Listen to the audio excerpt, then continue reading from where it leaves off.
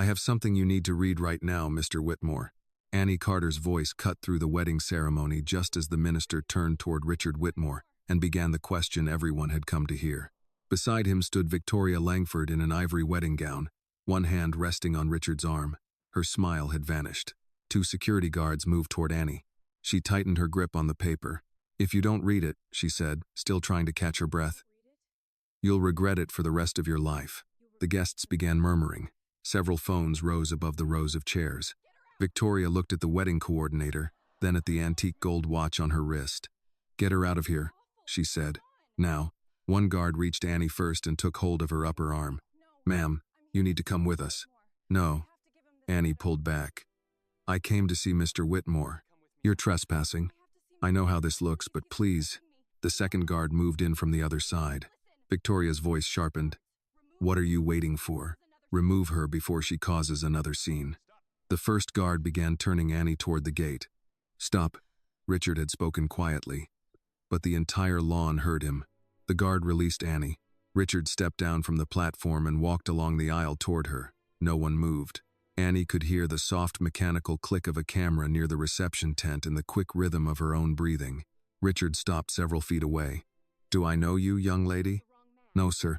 "Then why do you believe I'll regret not reading whatever you're carrying?" Annie glanced at Victoria. The bride's face remained composed, but her fingers had closed around the fabric of her gown. "You may have the wrong man," Richard continued. "Or someone may have sent you here to embarrass me." "No one sent me to embarrass you." "Then who sent you?" Annie had rehearsed this moment on the bus. She had planned to explain who she was, where she lived, and why her grandmother had kept a secret for 5 years.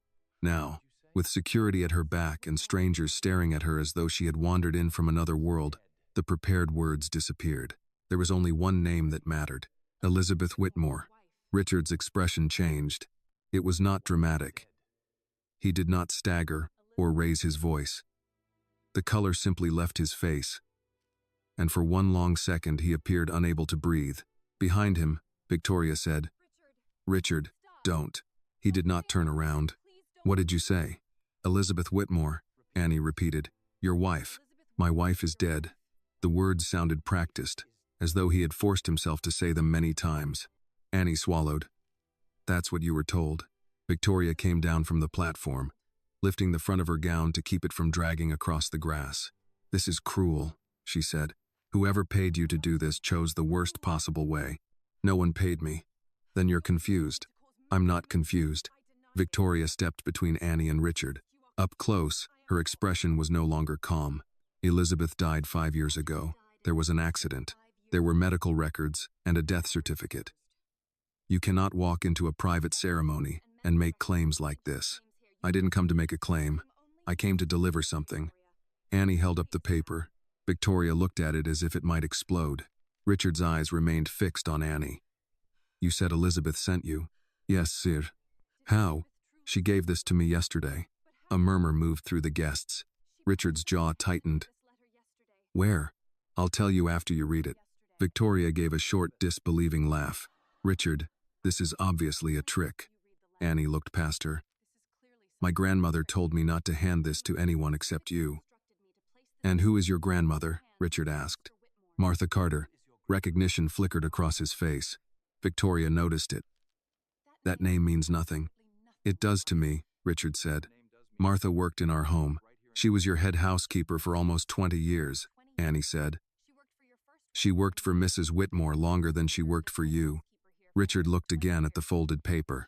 Victoria reached for his arm. "We have guests waiting. The minister is waiting.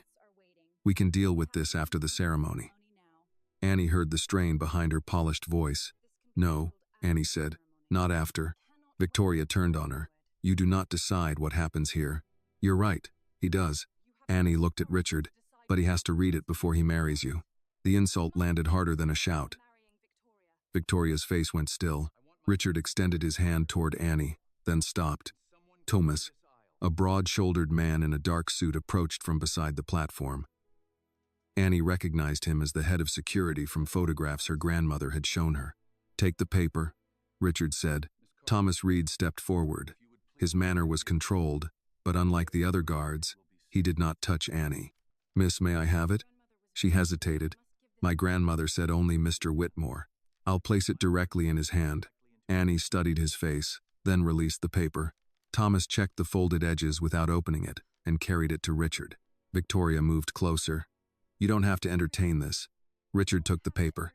For the first time since Annie had entered the garden, he looked afraid. He unfolded it carefully. Annie watched his eyes move across the first line. My love, stop the wedding immediately. She is the one who hurt me. I am safe now, and you must trust the girl who brought you this letter. Elizabeth. His eyes stopped. His thumb pressed against the bottom corner of the page, where a small blue butterfly had been drawn beneath the signature. The paper began to tremble in his hand. Richard Whitmore looked up at Annie, and the suspicion in his face had been replaced by something far more unsettling. Where is she? He asked. Annie looked at the paper in his hand, then at the guests, watching from both sides of the aisle. Some had lowered their phones. Others were still recording. I'll tell you, she said. But not here. Victoria stepped closer. Richard, listen to yourself. You are standing in front of 200 people asking a stranger where your dead wife is. Richard did not look at her. His eyes stayed on the blue butterfly at the bottom of the page. Elizabeth had drawn the same butterfly on grocery lists, birthday cards, and notes she left beside his coffee. The wings always leaned slightly to the left. One side was larger than the other because she said perfection made drawings look lifeless. No newspaper had ever printed it. It had not appeared in the memorial program or on the stone bearing her name. Where did you get this? He asked. From her. That is not an answer. It's the only answer I can give you until we're somewhere private. Victoria reached for the letter. Richard folded it before she could touch it. Let me see it. No. Her hand remained suspended between them. You believe her? I believe this handwriting. Anyone can copy handwriting. Not this. A murmur passed through the nearest rows. Victoria glanced toward the guests and seemed to remember where she was. She straightened her shoulders. We should take a moment, she said, lowering her voice. Go inside, call the police, and find out who put her up to this. Then we can continue. Annie shook her head. You can't continue. Victoria turned. I wasn't speaking to you. You said that before. It still doesn't change what's written there. The wedding coordinator stood near the platform, holding a clipboard against her chest. The minister had closed his book. No one seemed willing to decide whether the ceremony had ended. Richard looked toward Thomas Reed. Clear the house. Victoria stared at him. What? Ask the guests to leave. You cannot be serious. I said clear the house. Thomas hesitated only a second. Yes, sir. Victoria caught Richard's sleeve. We can postpone for an hour. We do not need to send everyone home because some girl brought a forged note. Richard finally faced her. My wife's name is on that paper. Your late wife. That is what I am trying to determine. The words struck harder than anger. Victoria released his arm. For a moment, her face showed something Annie had not seen before. Not grief, not insult. Fear. It disappeared when an older couple approached from the front row. Senator Bradley, one of Richard's longtime friends, cleared his throat. Richard, is there anything we can do? No. Thank you for coming. The senator gave Annie a brief look, neither friendly nor hostile, then guided his wife toward the reception tent. That movement broke the stillness. Guests began collecting purses and jackets. The quartet packed their instruments while staff members moved among the chairs, asking people to proceed to the shuttle area. Conversations rose in low waves. Annie heard pieces as they passed. Some kind of scam. Did you see his face? I thought the first wife died in Florida. Who is that girl? A woman wearing pearls stopped near Annie. She had been one of Elizabeth's friends years earlier, though Annie did not know that. What did she say in the letter? The woman asked Richard. He slipped it into the inside pocket of his jacket. That is private. The woman nodded, then looked at Annie. Young lady, I hope you understand what you've started. Annie met her eyes. I didn't start it. The woman seemed ready to argue, but her husband touched her elbow and led her away. Victoria watched the guests leave as though each departing person carried away a piece of the life she had prepared. The cake waited beneath the tent. Champagne glasses stood untouched. A banner with her new last name hung above the dance floor. She turned back to Richard. At least let me come inside. No, I am supposed to be your wife. Not today. Because of 5 lines on a piece of paper? Because of who wrote them. Victoria's face tightened. Elizabeth is dead. Annie saw Richard flinch. Victoria saw it too, but continued. You identified her belongings. You signed the documents. You buried her. This girl is using your grief because she knows you never recovered. Richard stepped closer to her. How would she know about the butterfly? Victoria's answer came too quickly. It could have been in a photograph. It wasn't. Then Martha told her. Why would Martha know? Victoria opened her mouth, but Richard cut her off. Martha did not handle our private correspondence. She had no reason to know what Elizabeth drew at the bottom of letters she wrote to me. Annie noticed Victoria's eyes shift toward the house. It was a small movement, but it made Annie wonder whether Victoria was calculating which door she needed to reach first. Richard noticed it too. Thomas, he said. The security chief returned from directing staff toward the driveway. Have someone stay with Miss Langford. Victoria's expression changed. You're assigning a guard to me? I'm asking you to remain here until I understand what is happening. You have no right to hold me. You are free to leave. You are not free to enter my study or Elizabeth's rooms. The use of Elizabeth's name unsettled her more than the order itself. Victoria drew herself up. You are humiliating me. Richard looked over the emptying lawn. This is not about humiliation. It is for me. Annie had expected Richard to comfort her. Instead, he said, if that letter is false, I will deal with the person responsible. If it is true, humiliation will be the least of our concerns. He turned to Annie. Come with me. Richard led her through the French doors and into the house. Annie followed, aware of the polished floor beneath her dusty shoes. Family portraits lined the hallway, but none of them showed Elizabeth. Victoria had removed nearly every trace of her. Richard entered a study at the rear of the house and locked the door behind them. The room smelled of leather, old paper, and the cedarwood cologne he wore. He remained standing. Start with your name. Annie Carter. How old are you? 18. And Martha Carter is your grandmother? Yes. When did she leave our household? 4 years ago. Richard frowned. She left a year after the accident. She left because someone kept asking questions about what she saw that night. Who?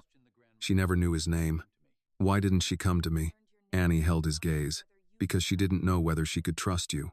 He looked away as though the answer had struck him physically. Annie continued before he could interrupt. My grandmother found Mrs. Whitmore near the Marsh Road after the crash. She was alive, but badly hurt. Before Grandma could call for help, another car arrived. 2 men got out and searched the wreck. Richard's hand tightened around the edge of his desk. What did they say? One of them said they wouldn't be paid if she was still alive. Richard's face hardened. And Martha took her? She hid her until they left. Then she brought her home. For 5 years?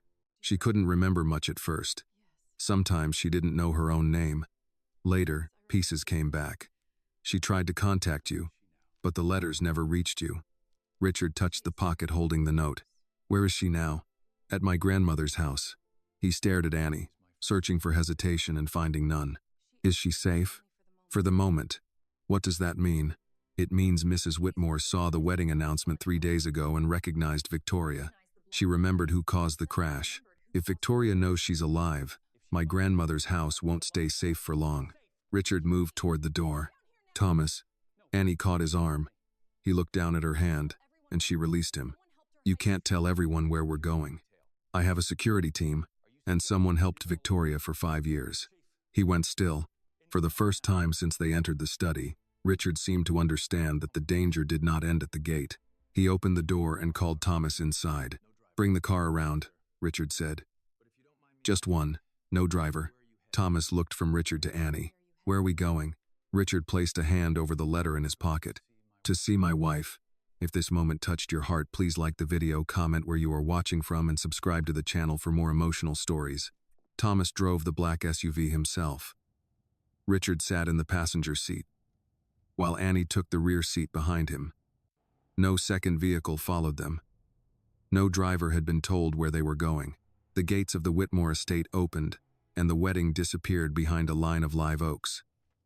For several minutes, no one spoke. Richard removed the letter from his pocket and read it again. His thumb rested near the blue butterfly. Why yesterday? He asked. She didn't remember everything at once, Annie said. Some days she remembered names. Other days she only remembered places or sounds. When she saw the report about your wedding, something changed. What report? It was on the evening news. They showed Victoria standing beside you outside the courthouse. Richard looked through the windshield. We were picking up the marriage license. Mrs. Whitmore dropped her cup when she saw her. Thomas glanced at Annie in the mirror.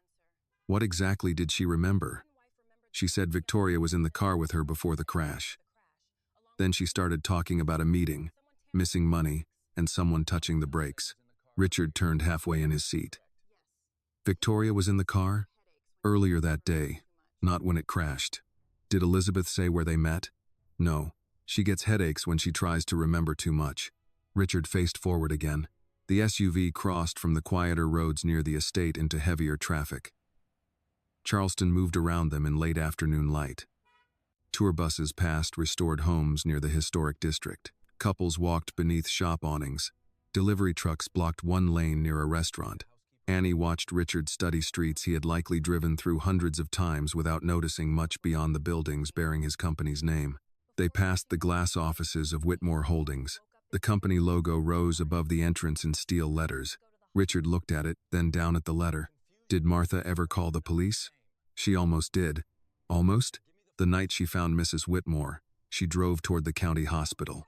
Before she reached the main road, Mrs. Whitmore woke up and started screaming for her not to go there. She was confused. She was terrified. That isn't the same thing. No, sir, it isn't. Thomas changed lanes, leaving the business district behind. Richard turned toward Annie again. Tell me what happened that night. Everything your grandmother told you. Annie looked out the window. She had heard the story in pieces over 5 years, usually after Elizabeth fell asleep or woke from another nightmare. My grandmother had worked late at the estate. There was a charity dinner, and Mrs. Whitmore left before the staff finished cleaning. I remember the dinner, Richard said. I was in New York. Annie nodded. Grandma drove home on the Marsh Road because traffic was backed up on the highway. She saw broken glass near the shoulder, then tire marks leading down the embankment. Richard's jaw tightened. The car was upside down near the reeds. Grandma climbed down and found Mrs. Whitmore outside the passenger side. She must have crawled through a broken window. Was she conscious? Barely. She had blood on her face and couldn't move one arm. Thomas kept both hands on the wheel. Martha should have called 911. She reached for her phone. Then headlights appeared. Richard looked at Annie. A dark sedan stopped above the embankment. She continued. 2 men got out. Grandma thought they had come to help, so she was about to call to them. Then she heard one of them say they needed to make sure Mrs. Whitmore was still inside the car. Thomas's eyes shifted toward the mirror again. What else? Richard asked. The other man said, if she's alive, Langford won't pay us. The interior of the SUV seemed to grow smaller. Richard stared ahead. Martha heard Victoria's name clearly. She heard Langford. That could mean someone else. Annie studied the back of his head. How many people named Langford had a reason to want your wife dead? Thomas spoke before Richard could answer. Let her finish. Richard gave him a hard look, then faced Annie again. What did Martha do? She pulled Mrs. Whitmore into the reeds and covered her with her coat. The men searched the car. One of them climbed halfway down the embankment, but a truck came along the road, so they left. Did she get a license plate? No. She was trying to keep your wife from making a sound, and then she waited. When the road was quiet, she helped Mrs. Whitmore into her Buick and drove away. Richard frowned. Martha owned that brown LeSabre? You remember it? She drove it for years. Elizabeth kept telling her to replace it. Grandma said the car saved both of them because nobody noticed an old Buick. Thomas turned onto a narrower road lined with small homes, churches, laundromats, and family-owned stores. Men sat outside a barber shop. An elderly woman watered potted plants on a porch. A handwritten sign outside a Baptist church announced a fish fry on Friday. Richard looked through the window. I thought Martha moved to Georgia after she left us. That's what she wanted people to think. Who asked questions about her? She never knew. A man came to the diner where she worked and showed her a photograph of Mrs. Whitmore. Another one waited outside our house for 2 nights. Why didn't she come to me then? Annie let out a slow breath. You keep asking that, because I need to understand. She didn't know who arranged the accident. She didn't know who controlled your phone or who opened your mail. All she knew was that someone with money had replaced the truth before the police arrived. Richard looked down at his hands. Annie continued more quietly. Grandma spent 20 years serving your family. She trusted Mrs. Whitmore. She wasn't sure she could trust the people around you. Or me? Yes. Thomas reduced his speed as the road narrowed further. Richard's voice hardened. I would never have hurt Elizabeth. I believe you. He looked back at her. But my grandmother didn't have the luxury of believing, Annie said. She had an injured woman in her house and men searching for her. She had to decide what was safest, not what was polite. Richard turned away. They passed a corner grocery store and a row of brick apartments. Children played basketball beside a chain-link fence. An older man waved at Annie when he recognized her through the window. Richard noticed, people here know you. They know my grandmother. She's been helping half this block since before I was born. With what? Meals, rides to church, medicine pickups, whatever somebody needs. Richard gave a faint nod. Elizabeth used to say Martha could run a city better than most mayors. Annie almost smiled. Grandma would say that isn't much of a compliment. Thomas turned onto a street shaded by pecan trees. Richard folded the letter and returned it to his pocket. What condition is Elizabeth in now? She walks on her own most days. Her right hand still shakes. Loud noises bother her. Sometimes she wakes up thinking she's back in the car. Does she remember me? Annie paused. Richard looked over his shoulder. Please. She always remembered how she felt about you, even when she couldn't remember your full name. He closed his eyes for a moment. When her memory was bad, Annie continued, she called you the man who brought her coffee before sunrise. A sound escaped Richard that was almost a laugh, though there was no humor in it. She hated making coffee. She still does. Thomas slowed near a small blue house with white trim. The porch railing needed paint. Flower pots lined the steps, and an American flag hung beside the front door. Martha's old Buick sat beneath a pecan tree. Thomas stopped at the curb. Richard did not move. Behind a thin curtain in the front window stood a woman with one hand pressed to her chest. Her hair was shorter and streaked with gray. A pale scar ran from her temple toward her cheek. 5 years had changed her face, but not the way she leaned forward when she was afraid to hope. Richard opened the door before Thomas had turned off the engine. Elizabeth, he whispered. Richard crossed the sidewalk before Thomas could stop him. Annie followed at a slower pace, giving him room as he climbed the porch steps. The front door opened before he reached it. Martha Carter stood in the doorway wearing a gray cardigan over a flowered blouse. Age had bent her shoulders, but not her posture. For one moment, she looked at Richard as if he were still the younger man who used to return from business trips with his tie loose and his mind somewhere else. Mr. Whitmore, she said. Richard stopped. Martha. Her eyes moved past him to Thomas, then to Annie. You brought him straight here? There wasn't time, Annie said. Martha looked toward the window behind her. No. I suppose there wasn't. Richard's voice shook. Is that really her? Martha did not answer the question. She stepped aside. Come in. The house was small and warm. A pot of chicken soup simmered in the kitchen, and the smell of coffee lingered in the hallway. A wooden clock ticked above a shelf lined with framed family photographs. Richard noticed one of Annie at a school ceremony, another of Martha standing outside the Whitmore estate many years earlier, and a third showing Elizabeth seated at the Carter kitchen table with a blanket around her shoulders. He moved toward the living room. Elizabeth stood beside the window. For several seconds, neither of them spoke. She was thinner than Richard remembered. Her hair, once dark brown, was shorter now, and threaded with gray. A pale scar ran along her left temple, and her right hand trembled against the back of a chair. Yet he knew her. He knew the slight tilt of her head when she was afraid. He knew the way her mouth tightened before she cried. He knew the small crease between her eyebrows that appeared whenever she tried to decide whether to speak or remain silent. Richard, she said. He stopped in the middle of the room.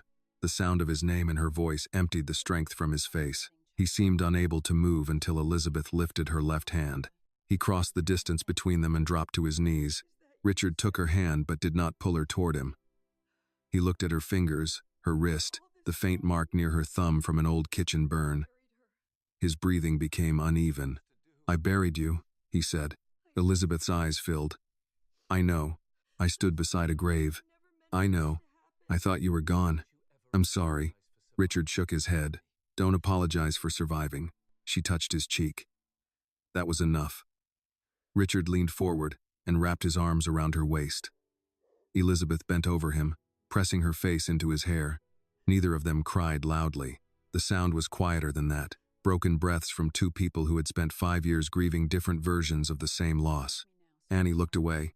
Martha touched her arm and guided her toward the kitchen. Thomas remained near the front door, his attention moving between the windows and the street.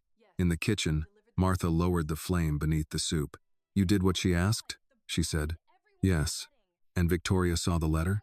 So did everyone at the wedding. Martha closed her eyes. Then we may not have much time. Annie looked toward the living room. He needed to see her. I know. Do you think he believes us? He believes his own eyes. That is usually where powerful men begin. Martha poured coffee into 3 mismatched cups. One of them was white with faded blue letters that read World's Best Boss. Richard entered the kitchen a few minutes later with Elizabeth beside him. He kept one hand beneath her elbow, though she did not appear to need help. His eyes fell on the cup. Elizabeth gave you that. Martha said it in front of him. She said you never noticed what cup you used as long as there was coffee in it. Richard ran his thumb over the faded words. She was right. Elizabeth sat at the table. Annie pulled out the chair beside her. Richard remained standing. I need to know what happened. Martha gave him a measured look. You need to sit down first. I don't want soup. I did not ask if you wanted soup. For the first time since entering the house, something in Richard's face softened. He sat. Martha served 5 bowls and placed a plate of biscuits in the center of the table. Thomas refused at first, but Martha pointed to the empty chair near the door. You can watch the street while you eat. Thomas obeyed. For several minutes, the only sounds were spoons against bowls and the ticking clock in the hall. Richard barely touched his food. Elizabeth held the warm cup between both hands. I remembered the wedding announcement 3 days ago, she began. Not everything, just her face and the sound of her voice. Victoria's? Elizabeth nodded. She came to see me the morning of the accident. We argued about money missing from the foundation accounts. Richard frowned. What money? Transfers to companies that did not exist. Property purchases, consulting fees. I found Henry Cole's authorization on several of them. Henry? He helped cover the trail. Richard leaned back as if the chair had shifted beneath him. Henry handled the accident reports. I know.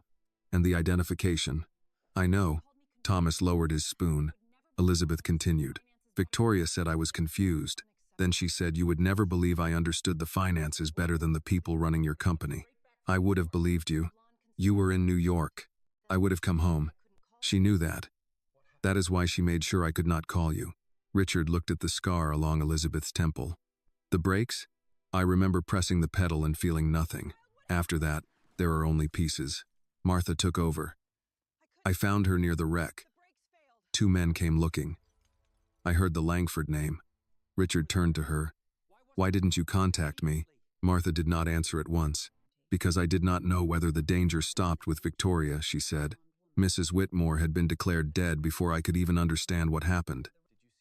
The papers reported a confirmed identification. The funeral arrangements began. Men came asking questions in this neighborhood. You thought I was involved. I thought someone near you was. That isn't the same thing. No, sir. But when a frightened woman is lying in your spare room with broken ribs and no memory, the difference does not feel large enough to risk her life. Richard looked down at the coffee. I would never have harmed her. Martha's expression remained calm. I believe that now. Now? Because you left your wedding to come here. The words settled over the table. Elizabeth reached for Richard's hand. I tried to contact you later. When? About a year after the accident. Martha mailed 2 letters from different post offices. I never received them. I called your office once, Henry answered. Richard's fingers tightened around hers. What did he say? That you wanted no more calls about the accident. He said people had been trying to exploit your grief. Richard stared at the wall. He controlled my correspondence after you died, he said. Victoria said I needed distance from the press. Elizabeth's voice was gentle. They built walls around you while you were too hurt to notice. Richard closed his eyes. For years, he had believed wealth gave him access to every answer. Now he sat in a narrow kitchen and understood that money had only allowed other people to manage what reached him. A car slowed outside. Thomas rose at once and moved to the window. Gray sedan, he said. No front plate visible. Annie stood. I saw one like that near the church last week. The car remained at the end of the block long enough for someone inside to raise a phone toward the house. Then it drove away. Richard pushed back his chair. I'm moving Elizabeth somewhere secure. No, Elizabeth said. He looked at her. They know where you are, and your security team may already be compromised. Thomas is here. One loyal man does not make an entire system safe. Richard turned toward Thomas. Thomas did not argue. Martha folded her hands on the table. This house kept her alive for 5 years because no one important thought to look closely at it. That protection is gone now, Richard said. Then we plan before we move. Richard paced once across the kitchen, then stopped beside Elizabeth. I cannot lose you again. You will not protect me by making decisions without me. He looked at her, and something old passed between them. Elizabeth had always been the one person who spoke to him without fear of his position. At last, he nodded. Then we investigate quietly. Thomas said, I'll start with the accident file and the estate security records. No one outside this room, Richard said. Martha looked at him over the rim of her glasses. That includes your lawyers. Richard thought of Henry. Yes, he said. Especially my lawyers. Outside, the gray sedan turned onto another street. Inside it, a man checked the photograph he had taken through the front window, then placed a call. She's alive, he said. After a pause, he added, and Whitmore is with her. Thomas waited until the sedan disappeared before stepping away from the window. Someone found us faster than I expected, he said. Richard looked toward the front door. Can you trace the plate? Not if there wasn't one. There was a phone in the driver's hand, Annie said. He took a picture. Elizabeth tightened her fingers around the coffee cup. Richard noticed. You're not staying here tonight. Martha stood and carried the soup bowls to the sink. We already discussed that. We discussed it before someone photographed the house. And if we rush out now, we may lead them exactly where they want us to go. Richard started to answer, but Thomas interrupted. She's right. Moving without a secure destination creates another risk. Richard turned on him. Then find one. I will. First, I need to know how wide this goes. Thomas took out his phone and stepped into the hallway. Richard remained beside Elizabeth, one hand resting on the back of her chair as though contact with the wood could keep her from disappearing again. Annie helped Martha clear the table. The ordinary movement felt strange after the warning outside. Martha wrapped the leftover biscuits in foil and placed the soup in the refrigerator as if people watching the house were only another problem to handle before bedtime. Richard watched her. You're very calm. I have had 5 years to practice being afraid without showing it. The answer silenced him. Thomas returned a few minutes later. The original accident file is incomplete. Richard frowned. How do you know already? I called a retired deputy who worked traffic investigations that year. He remembers the case because your office sent attorneys before sunrise. My office? That was his wording. Who signed the request? He doesn't remember, but he said the county transferred copies to Whitmore Council. Henry, Elizabeth said. Thomas nodded. Most likely. Richard took out his phone. Elizabeth reached across the table and covered his hand before he could place the call. Don't. I'm asking Henry what he knows, and giving him time to decide what story to tell. He has worked for me for 23 years. So did Martha, Elizabeth said. Yet when she disappeared from your life, no one asked why. Richard lowered the phone. Martha closed the refrigerator door. I did not disappear. I resigned. You left without speaking to me. I wrote a letter. I never saw one. Martha gave him a look that required no explanation. Richard placed the phone on the table. Annie leaned against the counter. Who handled your mail after the accident? Henry's office screened legal matters. Victoria managed most personal correspondence. And your calls? My assistant. Who hired the assistant? Richard's expression changed. Victoria recommended her. No one spoke for a moment. The room had not become colder, but Richard rubbed his hands together as if it had. Thomas sat at the far end of the table. We should review the timeline. No assumptions. Only what each person knows. Richard nodded once. Elizabeth looked down at her cup. The charity dinner ended around 9. I left the estate shortly after. I was in New York, Richard said. My flight was scheduled for the next morning. Victoria came to the library before I left. She said there had been accounting errors. Did she admit taking money? No. She said the transfers were temporary. What transfers? Payments from the Whitmore Foundation to consulting companies. The companies shared mailing addresses and had no employees. Thomas asked, "Did you save copies?" "I printed several pages. I also copied files onto a small drive." Richard leaned forward. "Where is it?" Elizabeth pressed 2 fingers to her temple. Martha moved closer. "Do not force it." "I'm not forcing her. You are asking like a man in a boardroom." Richard looked at Elizabeth and softened his voice. "Do you remember where you put the drive?" "Not yet." "I remember holding it. I remember a blue light on the end." Then Victoria was standing in the doorway. "Was Henry there?" "No." "Did Victoria threaten you?" Elizabeth stared at the grain of the table. "She told me I had no idea how much damage I could cause. She said the foundation, the company, and our marriage would all collapse if I spoke before she fixed it." Richard's jaw tightened. "You believed her?" "I believed she was desperate." "What happened after the meeting?" "I drove away." At the first stop sign, the brake pedal felt soft. Thomas asked, "Did you call anyone?" "I tried, Richard. The call dropped. I had no missed call." "I know." Annie looked at Richard. "Could someone have removed it from your phone records?" "Not from the carrier records." Thomas answered instead. "They could if the account was controlled by corporate security." Richard turned toward him. "Was it?" "After the kidnapping threat in Atlanta, all executive lines were placed under company management." "Who approved access?" Thomas held his gaze. "You did." The admission landed differently from the others. Richard had not merely been deceived. He had signed away access to parts of his own life because efficiency had seemed safer than inconvenience. Elizabeth watched him absorb it.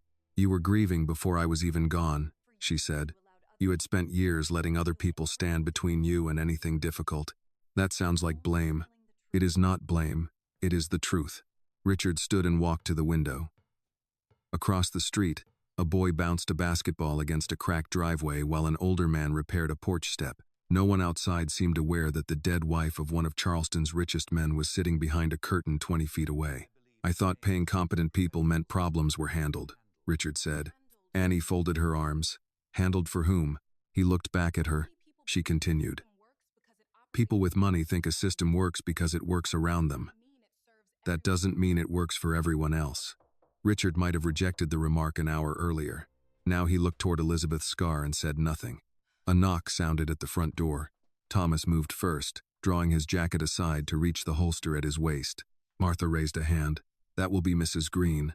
"Who is Mrs. Green?" Richard asked. "My neighbor." "You're expecting her?" "She brings my mail when the carrier leaves it at the wrong house." Thomas checked through the curtain before opening the door. An elderly black woman stood on the porch holding a paper grocery bag. She wore a church hat even though it was not Sunday. "Martha, I brought your sweet potatoes," she said, then noticed Thomas, "and apparently half the federal government. I'm private security." Thomas replied. Mrs. Green looked past him and saw Richard. Her eyebrows rose. "Well, that explains the car hiding near the corner."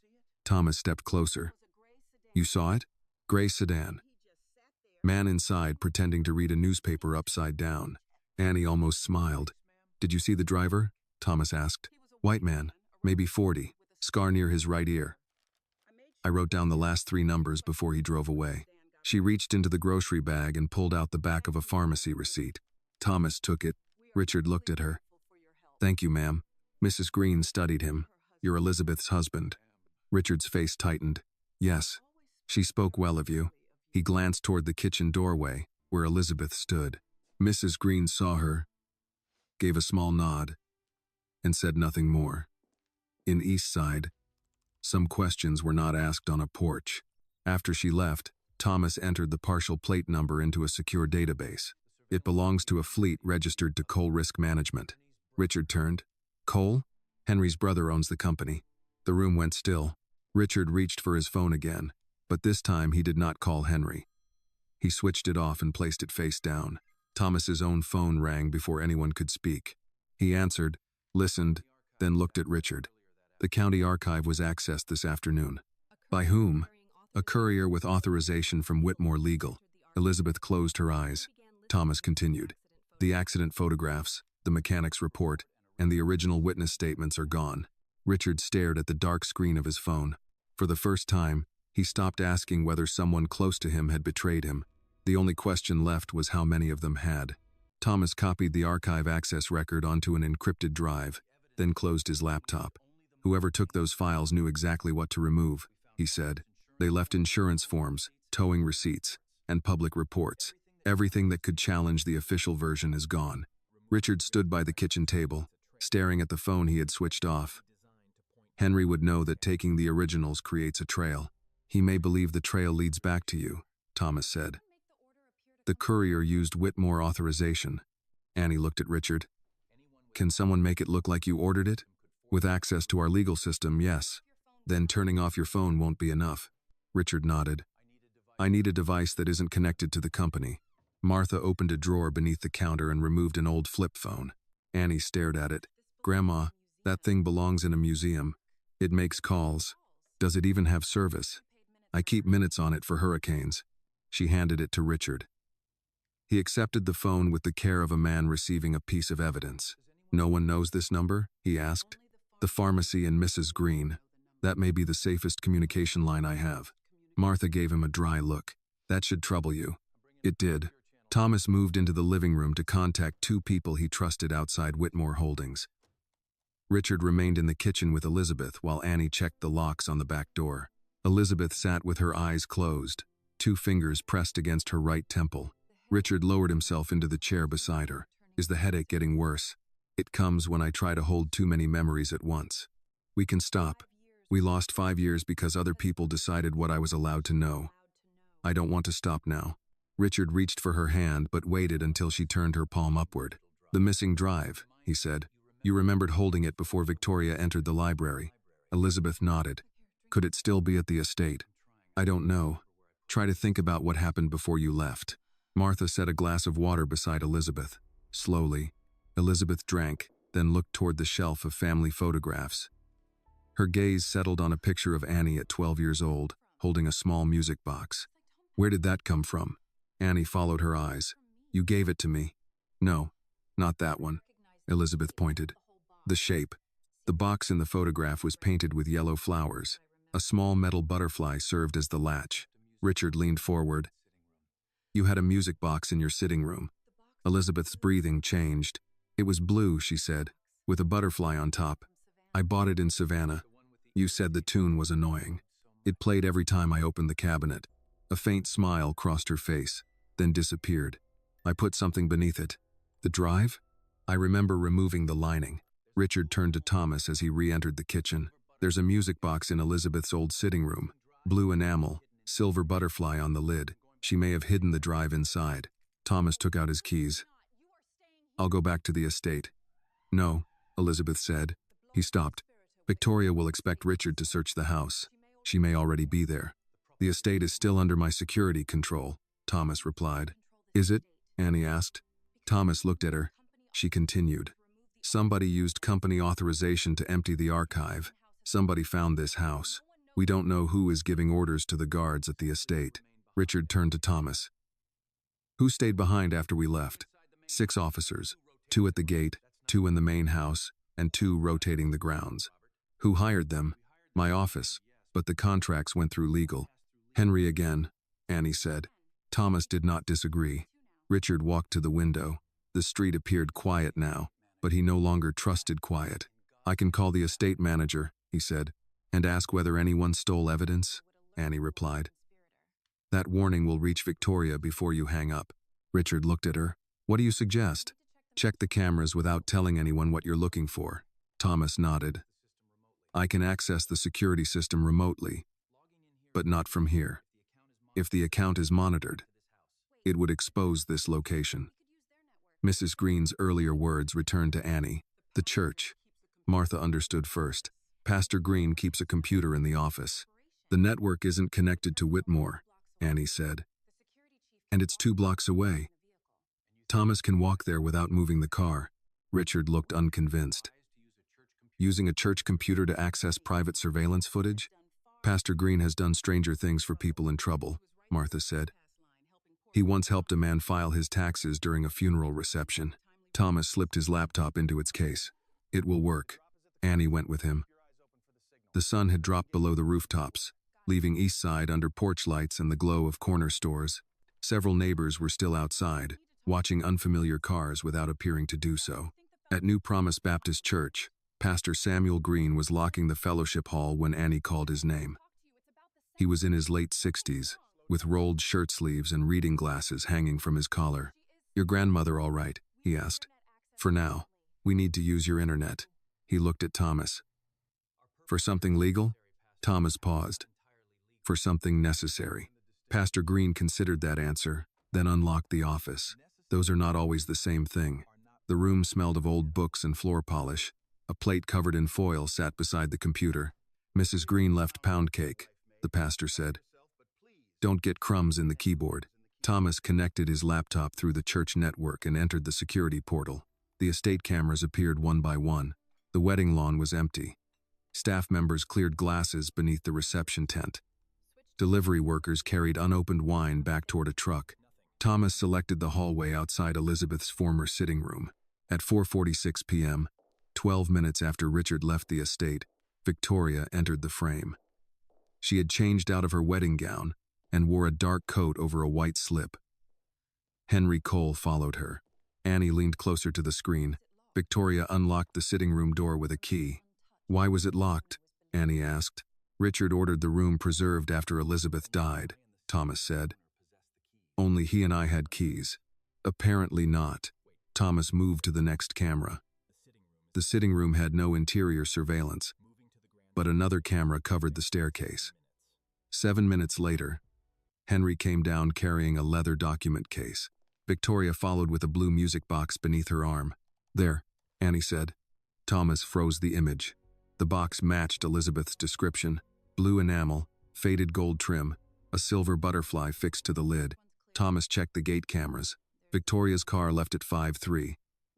Henry departed 3 minutes later in another vehicle. "Can you tell where they went?" Annie asked. "Not from the estate system." Thomas downloaded the footage, but a warning appeared before the transfer completed. "Remote session terminated by administrator." The camera feeds vanished. "They know someone accessed it," Annie said. Thomas disconnected the laptop. "Yes." Pastor Green stood in the doorway holding 2 cups of coffee. He looked from the blank screen to Annie. "Should I ask?" "Not yet," she said. He handed her a cup anyway. "Then take this. Trouble is easier to face when you're warm." By the time Annie and Thomas returned to Martha's house, Richard was waiting at the door. Thomas showed him the downloaded still image before explaining the interrupted connection. Richard studied Victoria carrying the music box. "She knew where Elizabeth hid something," he said. "Or she discovered it while searching," Thomas replied. Elizabeth stood behind them, looking at the image. There was more than a drive. Everyone turned toward her. She touched the scar near her temple. "I put a key beneath the lining." Richard held up the screen. "A key to what?" Elizabeth closed her eyes, searching through memories that had returned without order. "A bank," she said at last. "A safe deposit box under my maiden name." Thomas asked, "Which bank?" "I don't remember." Annie looked again at the butterfly on the music box. "Then Victoria may not know either." Richard folded the old flip phone into his palm. "But she has the key." Outside, a vehicle passed slowly without stopping. Inside, Elizabeth looked toward the dark window and spoke in a voice that carried no uncertainty. "Then we find the bank before she does." By sunrise, Victoria had already changed the story. The first news alert appeared on Annie's phone while Martha was making oatmeal in the kitchen. "Bride to be abandoned after wedding disruption." A second alert followed before Annie finished reading the first. "Mystery teen claims billionaire's late wife is alive." The television in the living room showed Victoria standing outside the Whitmore estate in a navy dress, her wedding makeup removed and her hair pulled back. The flower arch was still visible behind her, along with workers dismantling rows of chairs. Reporters crowded the driveway. Victoria kept one hand near her throat and spoke in a soft voice that forced everyone to listen. "Richard is grieving," she said. "He has carried the loss of his wife for 5 years. Yesterday, a young woman took advantage of that pain during a private family ceremony." Annie stood in the doorway between the kitchen and living room. Victoria continued, "I do not blame Richard. He was shocked. Anyone who loved him would understand how vulnerable he was in that moment." A reporter asked whether the letter was genuine. "I have not seen any evidence that it was," Victoria replied. "What I saw was a frightened man confronted with a cruel story and a stranger who refused to explain herself. That's a lie, Annie said. Richard entered from the hallway. He had not slept. His tuxedo shirt was gone, replaced by a plain white button-down Martha had found in a donation box for the church. The sleeves were too short. He looked at the television without speaking. Another reporter asked whether Victoria believed Annie wanted money. I cannot speculate about motive, Victoria said, but people have tried to exploit Richard before. The screen changed to footage from the wedding. Annie appeared at the end of the aisle, shouting and holding up the letter. The clip ended before Victoria ordered the guards to remove her. The next image was Annie's school photograph. Her full name appeared beneath it. Annie Carter, 18, Eastside resident. Martha turned off the television. That was enough, she said. Annie stared at the dark screen. How did they get my school picture? Richard took out Martha's flip phone. I'll call the station. And say what? Annie asked. That your dead wife is alive in my grandmother's living room? He stopped. Martha placed a bowl on the table. Eat before you decide anything. I'm not hungry. That has never stopped you before. Annie almost argued, but her phone began ringing. The name of the diner manager appeared on the screen. She stepped onto the back porch to answer. Hi, Mr. Lewis. Annie. His voice sounded tired. You seen the news? Yes. I've had 6 calls since we opened. 2 people said they won't come back if you're working. I haven't done anything. I know that. Then tell them. There was a pause. I have 4 employees and rent due next week. Annie looked across the yard at the sagging fence Martha had been planning to repair. So what are you saying? I'm asking you to take a few days off, just until this settles. Paid? Another pause answered the question. Annie closed her eyes. I worked double shifts when your wife was sick. I remember. I covered Christmas Eve because your cook wanted to see his family. I remember that too. But now some strangers call, and I'm the problem. You're not the problem. That doesn't make a difference if I'm the one losing work. Annie, she ended the call. When she returned inside, Richard was speaking quietly with Thomas near the front window. Elizabeth sat on the couch with a blanket over her knees. Martha looked at Annie once and knew. He told you not to come in. For a few days. Without pay? Annie put her phone on the table. He says he believes me. Martha gave a small, bitter laugh. Belief that costs nothing is easy. A knock sounded at the front door. Thomas checked through the curtain before opening it. Mrs. Green stood on the porch with 2 women from New Promise Baptist Church. Behind them, Pastor Green carried a tray covered in foil. An older man from the barber shop held a folding chair under one arm. We brought breakfast, Mrs. Green announced. Martha looked toward the oatmeal. I already made breakfast. This is second breakfast. Within 20 minutes, the house filled with people. Someone brought fried chicken. Someone else brought cornbread, macaroni and cheese, sweet potato pie, canned peaches, and enough coffee for a church meeting. The older man from the barber shop placed his folding chair on the porch. What is that for? Annie asked. Watching the street. You don't have to do that. I know. 2 retired women from the neighborhood began writing down license plates of unfamiliar cars. Pastor Green called another pastor across town and asked him to arrange a second watch for the evening. Richard stood near the kitchen doorway, taking in the movement around him. No one asked him for money. No one asked for a photograph. People brought food, chairs, extension cords, phone chargers, and names of relatives who worked at the courthouse or the bank. They spoke to Martha first because this was her home. Mrs. Green handed Annie a plate. Eat. I'm not hungry. That may be true, but it is not useful. Annie took the plate. By mid-morning, reporters had gathered at the end of the street. Several neighbors formed a quiet line along the sidewalk, keeping them from approaching the house. One reporter shouted Annie's name. Another asked whether she had been paid. A third asked if Elizabeth Whitmore was inside. Annie moved toward the window, but Martha caught her wrist. Do not answer people who have already chosen the question they want. They're making me look like a criminal. They are making you look like whatever keeps people watching. Richard came closer. My communications team can fix some of this. Annie turned. Your communications team? They can release a statement, explain that you acted in good faith, demand that the stations remove your school photograph. And what will they call me? What do you mean? The brave young woman? The girl from a troubled neighborhood? The poor black teenager who saved a billionaire? Richard's expression tightened. They would protect you. No. They would package me. That is not what I'm offering. It's what your people know how to do. He lowered his voice. You are being attacked because of me. I'm being attacked because Victoria knows people are ready to believe the worst about me. I can still help. Annie looked toward the front window, where a reporter was trying to photograph the house through a gap between two neighbors. You can help by finding the truth, not by turning me into part of your public image. Richard seemed ready to object, then stopped. Elizabeth had been listening from the couch. She's right, she said. Richard looked at her. Elizabeth continued. Victoria wants this to become a contest between respectable people and a girl no one knows. If you make Annie your campaign, you let Victoria choose the argument. Annie sat beside Elizabeth. Maybe I shouldn't have gone to the wedding. Would you rather he had married her? No. Then do not confuse consequences with mistakes. Annie looked down at her untouched plate. Elizabeth reached for her hand. Her right hand still trembled, so she used her left.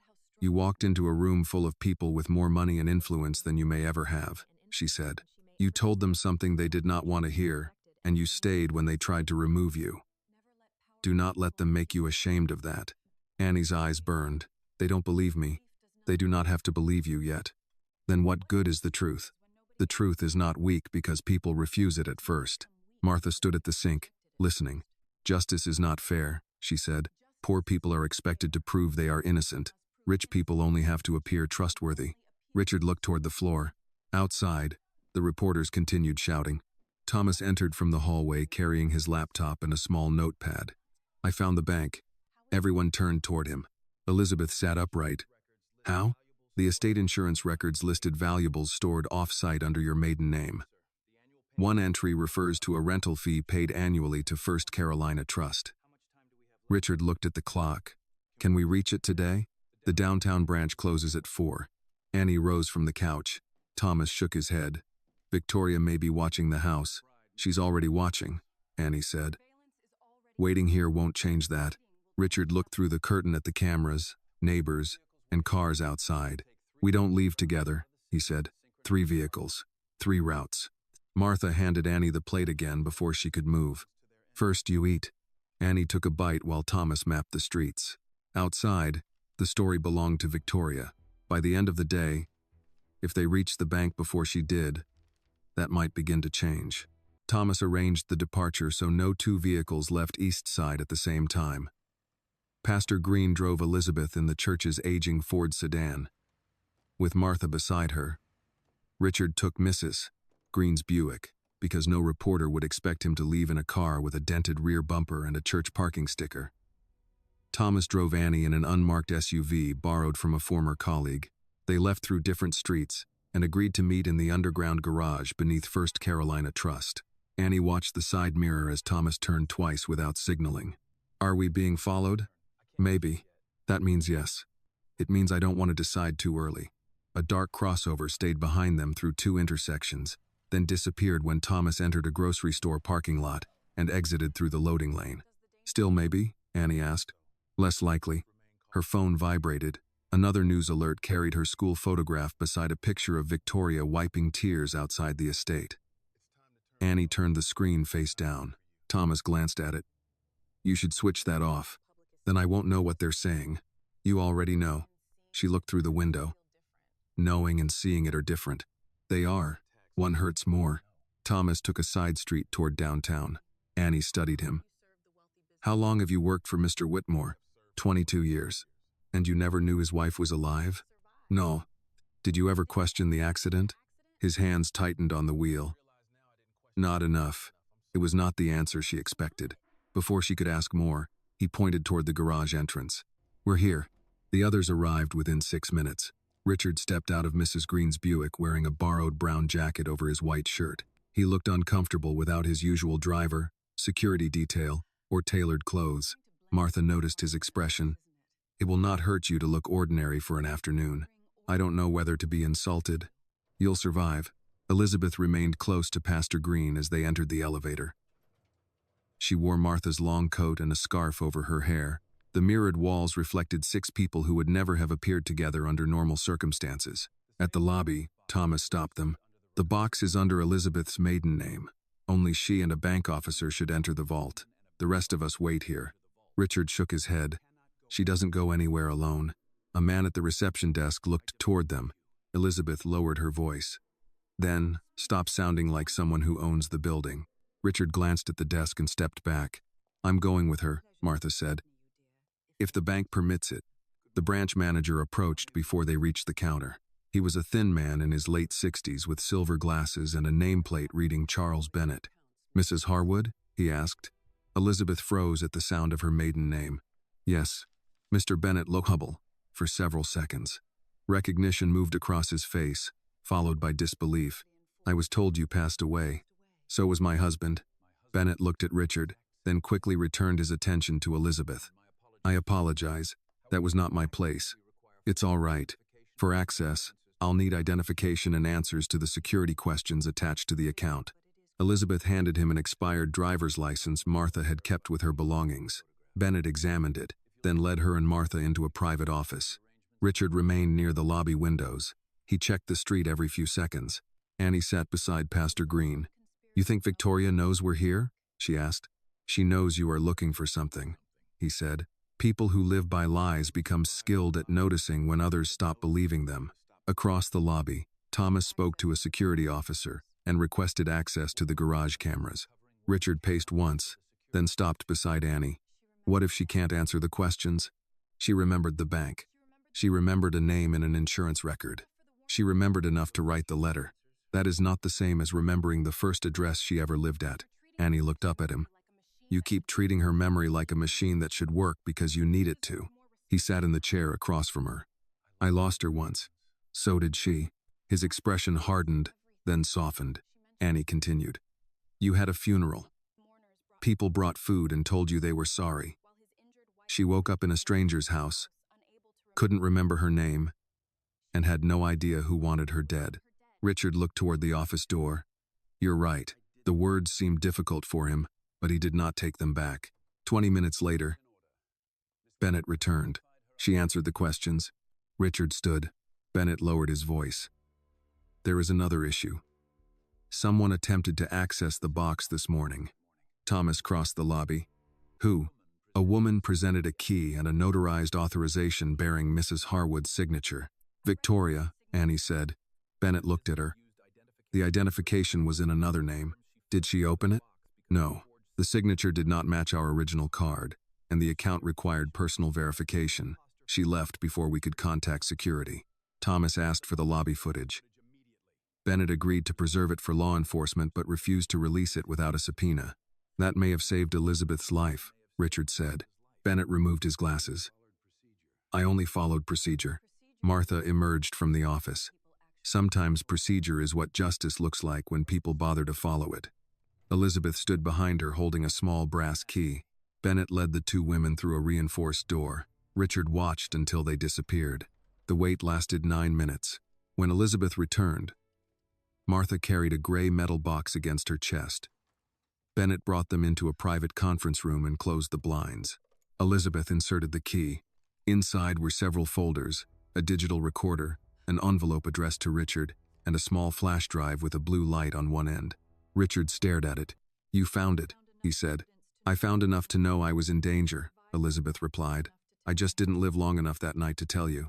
Thomas put on gloves and opened the first folder. It contained bank transfers from the Whitmore Foundation to 3 consulting firms. Each company used a different name, but shared the same Charleston mailing address. The second folder held a mechanic's preliminary report. The brake line on Elizabeth's car had been cut with a narrow blade. Richard read the page twice. This was never in the police file. Because Henry removed it, Elizabeth said. Thomas lifted a receipt showing a payment from Cole Legal Services to a county morgue employee 3 days after the crash. Annie opened another folder. Inside was the intake photograph of an unidentified woman whose body had been found after a warehouse fire. Her age, height, and hair color were close enough to Elizabeth's to support a false identification once the body was badly burned. Richard pushed his chair back. They buried her under Elizabeth's name. No one answered. Elizabeth picked up the digital recorder and pressed play. Victoria's voice filled the room. You have no idea what you'll destroy if you take this to Richard. Then Elizabeth's younger voice answered, steady and clear. I'm not destroying anything, Victoria. I'm showing him what you built. A chair scraped against the floor in the recording. Victoria spoke again. "If you do this, you will lose your marriage, your name, and every comfortable thing you think belongs to you." The recording stopped. Richard sat motionless, one hand over his mouth. Thomas examined the remaining pages. "We have fraud, falsified identification, and proof the brakes were sabotaged, but one sheet is missing." Elizabeth looked at the folder. "Which one?" The mechanic named the person who delivered the car. "That page has been removed." Martha checked the box again. "Could Victoria have taken it?" "She never opened the box," Bennett said from the doorway. Thomas compared the page numbers. "Then someone removed it before Elizabeth stored these records." Richard looked at the recorder. "We know who planned it. We still need the person who carried it out," Thomas said. A security alarm sounded in the lobby. Bennett stepped into the hall, then returned at once. "There's a vehicle blocking the garage exit." 2 men entered through the lower level. Thomas locked the conference room door. Richard gathered the folders while Annie slipped the flash drive into her coat pocket.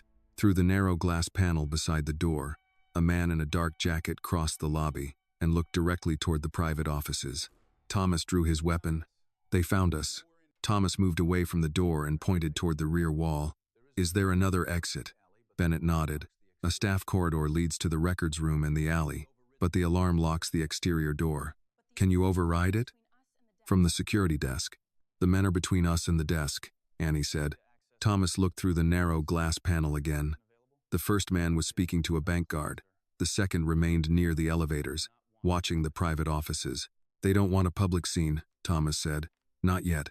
Richard gathered the folders and placed them inside Bennett's leather document case. "Then we walk out the front." Thomas turned. "No, there are customers and cameras in the lobby. They cannot take Elizabeth without exposing themselves. They may not be here for Elizabeth." His eyes shifted to the case. Annie touched the flash drive in her pocket. The men might assume Richard carried everything. That gave her an advantage, but only if no one looked closely at her. Elizabeth stood beside the conference table, one hand braced against the chair. "We cannot stay trapped in this room." Pastor Green moved closer to the door. "What happens if we call the police?" Thomas kept watching the lobby. "The men leave before officers arrive. We lose the chance to identify them. Identifying them won't matter if someone gets hurt," Martha said. Thomas took out his phone and photographed both men through the glass. He sent the images to a former colleague with a short message, then called the security desk. "Tell the guards there is a medical emergency in the conference room," he said to Bennett. "Have them clear the corridor and bring a wheelchair." Bennett understood. He made the call. A minute later, a bank employee approached with a wheelchair. The first man watched her enter the private corridor. The second stepped away from the elevator.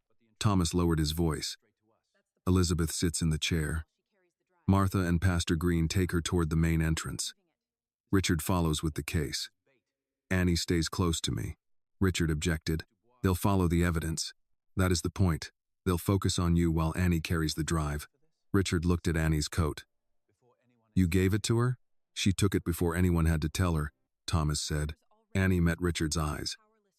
"They already think I'm just a girl being used by you. Let them keep thinking that." Elizabeth sat in the wheelchair. Martha tucked the blanket around her legs while Pastor Green placed both hands on the handles.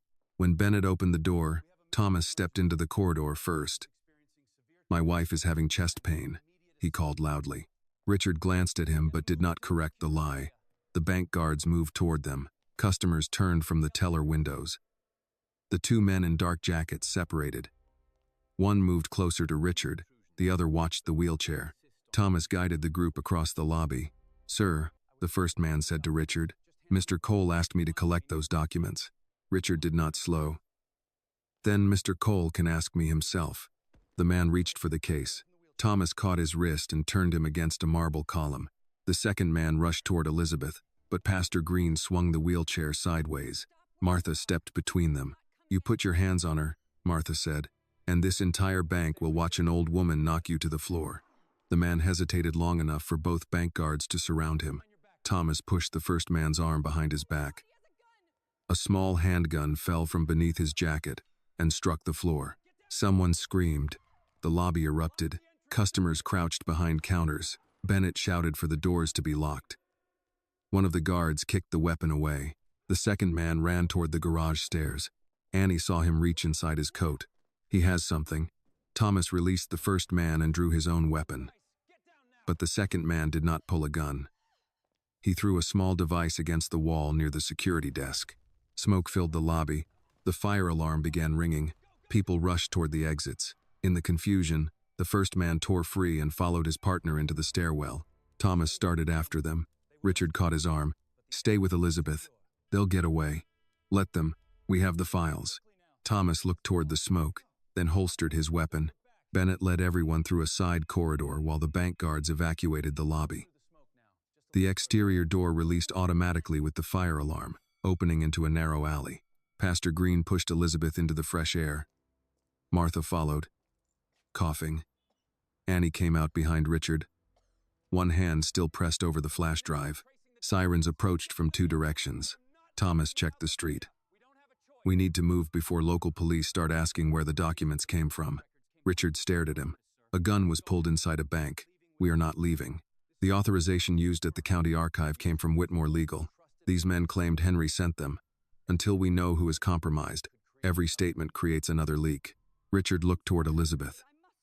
Her face had lost color, though she insisted she could stand. Bennett stepped into the alley.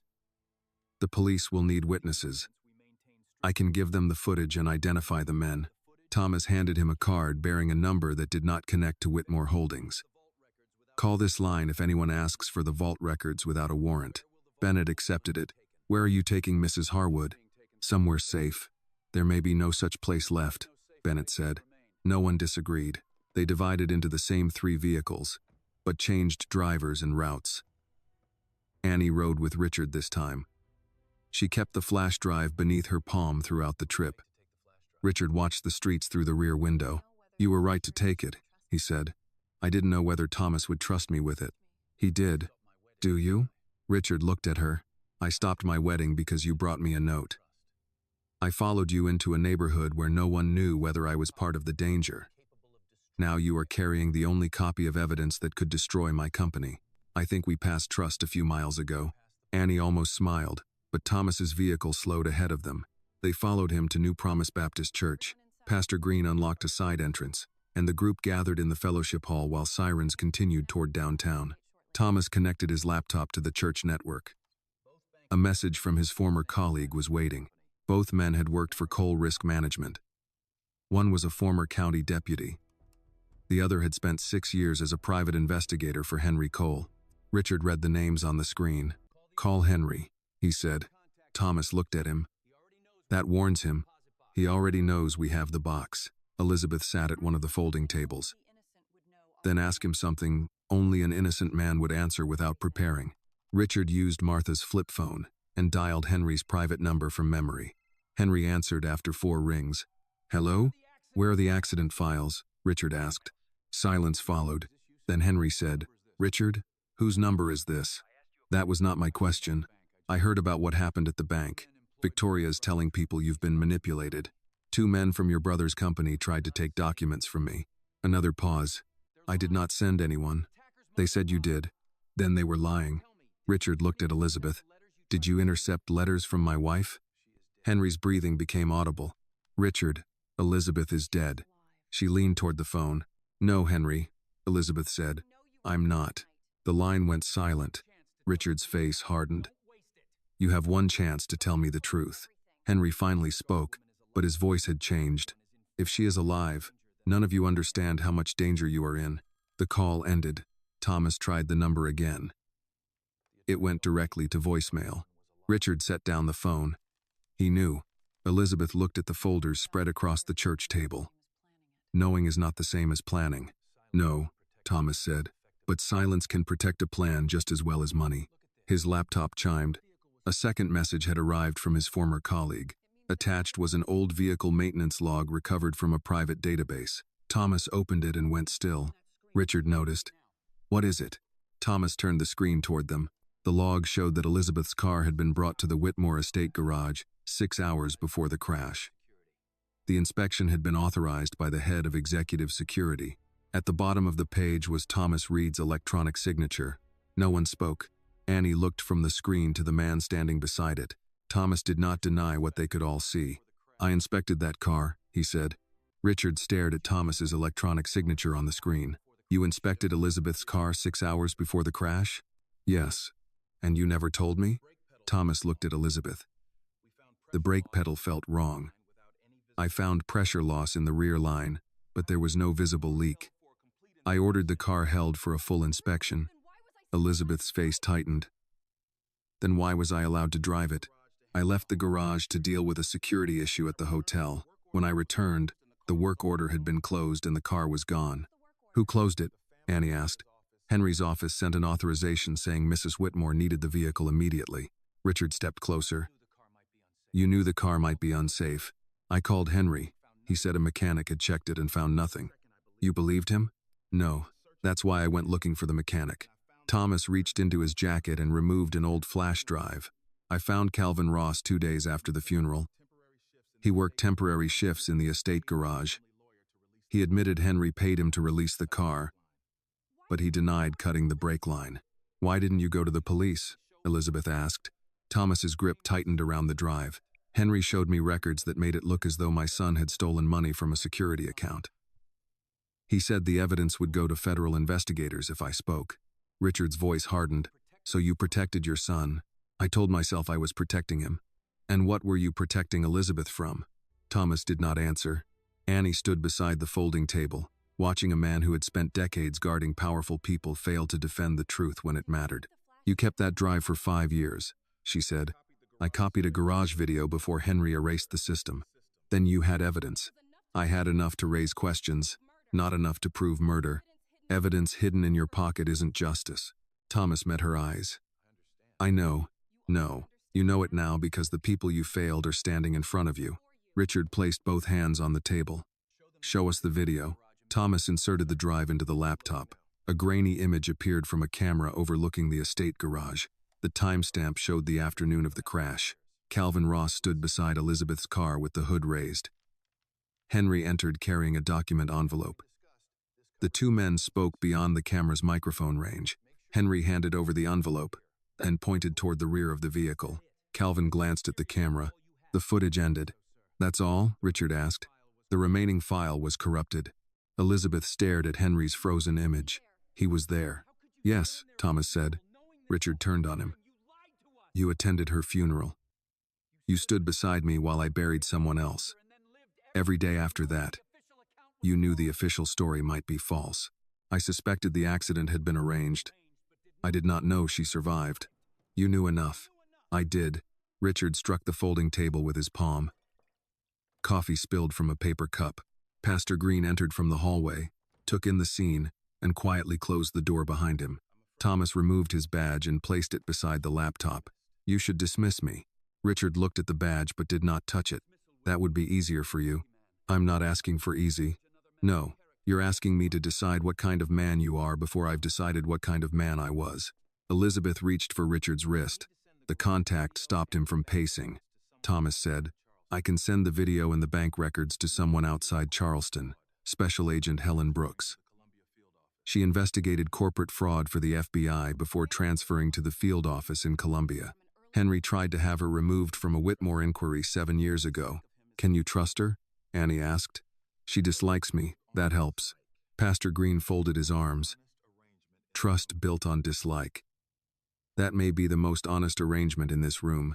Thomas encrypted the files and sent them through a secure portal. He included the names of the two men from the bank, the archive access record, and the recording from the safe deposit box. A confirmation appeared. Now it exists somewhere Victoria cannot reach, he said. A sound came from the rear of the church. Glass breaking.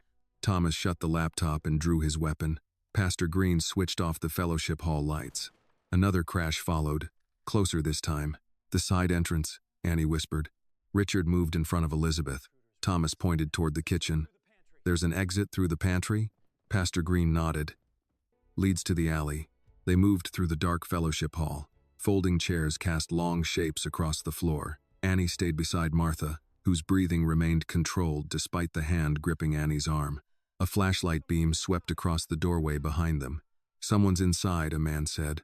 Thomas waited near the kitchen entrance until everyone passed, then followed. Pastor Green unlocked the pantry door. The alley beyond was empty. Go to Martha's house, Thomas said. Stay off the main street. Richard shook his head. You're coming. I need to see who entered. You already know who sent them. I need proof. Annie looked back toward the fellowship hall. They may be looking for the bank files. They'll find an empty laptop bag. And then they'll search the neighborhood. Thomas considered that. A second flashlight appeared through the kitchen window. They left through the alley and crossed 2 backyards. Pastor Green knew which gates stuck and which dogs would bark. At the third house, an older man watering his tomatoes saw the group and opened his side gate without asking questions. By the time they reached Martha's street, neighbors were already outside. Mrs. Green stood on her porch in a robe, speaking into her phone. The retired barber held a flashlight and a wooden baseball bat. What happened? Martha asked. Your back window, Mrs. Green said. Someone broke in 5 minutes ago. Thomas signaled for everyone to remain outside while he checked the house. Richard ignored him and followed. The kitchen had been overturned. Drawers lay open. Dishes covered the floor, and the couch cushions had been cut apart. Whoever entered had searched quickly, and without concern for noise. Annie ran to the freezer. The bags of vegetables had been thrown onto the floor. Frozen casseroles and wrapped meat covered the tiles. She reached into the back and pulled out the grocery bag containing the original flash drive from the bank. It's still here. Thomas inspected the broken window. They didn't know where to look. Martha bent and picked up a piece of blue and white porcelain. It belonged to a serving plate Elizabeth had given her when Annie was young. Annie touched her shoulder. Grandma, leave it. You'll cut yourself. Martha gathered the larger pieces into her apron. It was Elizabeth's. It's broken. That does not mean it has no value. Richard looked around the damaged kitchen. I'll replace everything. Martha straightened.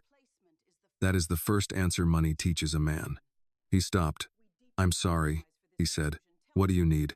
For the people who did this, to understand that this house is not empty just because poor people live in it. Outside, more neighbors arrived. Some brought coffee.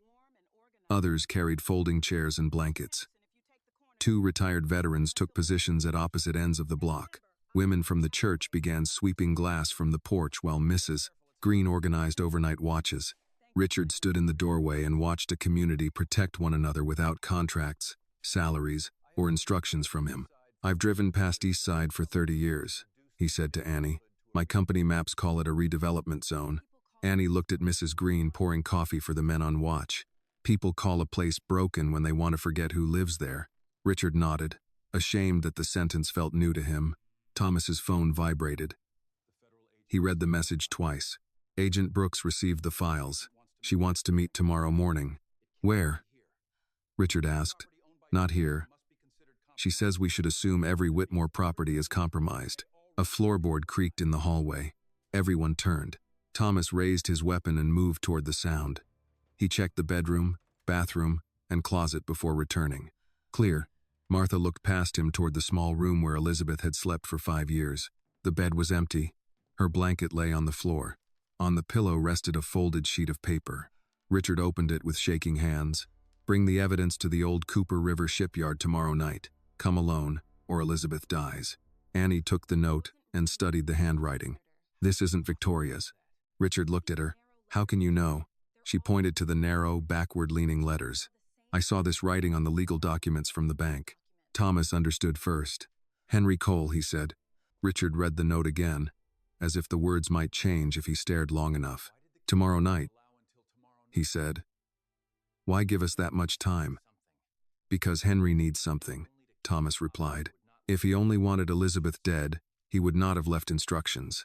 Martha stood beside the empty bed, holding the broken pieces of the porcelain plate in her apron. He wants the evidence. He wants money too, Annie said. A man who helped hide a murder for 5 years does not suddenly take a hostage just to clean up someone else's mess. Richard folded the note. Then I give him both. No, Thomas said. Richard turned on him. He has my wife. And if you arrive alone with everything he asks for, he will have your wife, the evidence, and the only person wealthy enough to pay him. I'm not debating this. You hired me to keep you alive. I hired you to protect my family. You already failed once. Thomas accepted the blow without looking away. That is why I will not fail the same way again. Outside, neighbors continued sweeping glass and carrying damaged furniture onto the porch. Their voices entered through the broken kitchen window, a reminder that the danger had spread beyond the Whitmore family. Annie examined the note beneath the kitchen light. Henry's letters leaned backward, the same as the signatures on the legal forms from the safe deposit box. At the bottom, he had written one more instruction in smaller print. No police, no federal agents. Bring the original drive and every paper from box 317. He knows the box number, she said. Thomas looked over her shoulder. Henry prepared some of the bank documents. He may have known Elizabeth rented it before the accident. Then why didn't he empty it years ago? He didn't have access without Elizabeth's authorization. Annie shook her head. Victoria tried this morning with a forged signature. Maybe Henry sent her there. Or she learned about the box from him, Richard said. Martha sat on the edge of the bed. For the first time that evening, she looked her age. Elizabeth was sleeping when they took her. She would have fought. Thomas checked the windowsill and the floor. There are no signs of a struggle. That does not mean she went willingly, Annie replied. Richard studied the room. Elizabeth's shoes remained beside the bed. Her coat was gone, but her purse still hung from the chair. He threatened someone, Richard said. Martha or Annie. Annie remembered the broken window at the church, the men moving through the dark fellowship hall, and the few minutes when the house had been left under the watch of neighbors who did not know Elizabeth's face. Henry could have told her he had Grandma. Martha nodded. She would have gone with him to protect me. Thomas stepped into the hallway and called Mrs. Green. He asked whether anyone had seen a vehicle near the back alley. After a short conversation, he returned. A white utility van was parked 2 streets over. No company markings. Mrs. Green saw it leave while we were at the church. Traffic cameras? Richard asked. I can check city feeds, but Henry knows our security methods. He may have changed vehicles. Richard took Martha's flip phone from his pocket. I'm calling him. He will call us, Thomas said. I am done waiting for men like Henry to decide when I'm allowed to know what is happening. Before Thomas could stop him, Richard dialed Henry's private number. The call went straight to voicemail. Richard tried again. This time, someone answered. No one spoke at first. Then Elizabeth's voice came through, thin but steady. Richard? He gripped the phone with both hands. Are you hurt? I'm all right. Where are you? A man took the phone. Do not ask questions. You know I won't answer, Henry said. Richard's face hardened. If you touch her, I have spent 5 years cleaning up problems for your family. Do not speak to me as if I am some stranger who wandered into your home. You took my wife from her bed. Because you stopped listening. I never heard the truth from you. Henry laughed once. You never wanted the truth. You wanted matters handled before they reached your desk. The accusation struck close enough that Richard did not respond. Henry continued. Tomorrow, 9 o'clock, the Cooper River shipyard. Bring the box documents and the drive. How much money? A pause followed. $50 million transferred to an account I will provide. Martha closed her eyes. Richard said, I want proof Elizabeth is alive when I arrive. You just heard her. I want to see her before I transfer anything. You are in no position to negotiate. I am the only person who can move that amount without triggering questions. That gives me a position. Thomas watched Richard carefully. The boardroom voice had returned, but now it carried fear beneath the control. Henry considered the demand. You will see her from a distance. You come alone. I'll need someone to handle the transfer. Bring a laptop. What happens after payment? I leave. Elizabeth goes home. Victoria takes the fall she earned. Annie looked at Thomas. Henry had confirmed what they suspected. He was no longer protecting Victoria. He was trying to escape her. Richard asked, Does Victoria know you have Elizabeth? Henry did not answer. That silence told them enough. If she finds you first, Richard said, she will kill both of you. You should worry about arriving on time. The call ended. Thomas took the phone and checked the number. Burner. No usable location. Richard walked back into the kitchen. I'll arrange the transfer. You're not paying him, Annie said. He faced her. He has Elizabeth. And after you pay, he still has Elizabeth. I heard what he said. So did I. He helped fake her death. Why would his words suddenly mean something?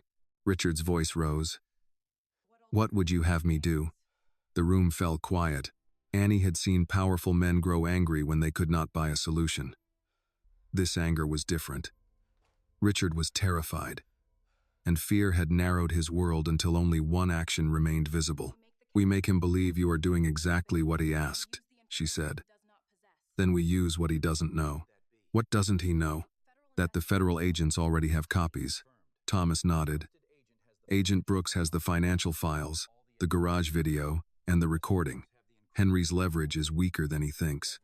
But he still has Elizabeth, Richard said. Yes, Annie replied. So the plan has to protect her before it protects the evidence. Thomas opened his laptop and pulled up a satellite map of the old shipyard.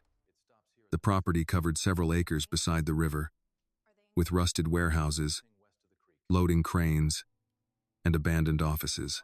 There are 3 vehicle entrances, he said. The south gate faces the road. The west service entrance connects to an old rail line. The riverside is open. Richard pointed to the largest building. Henry will choose that one.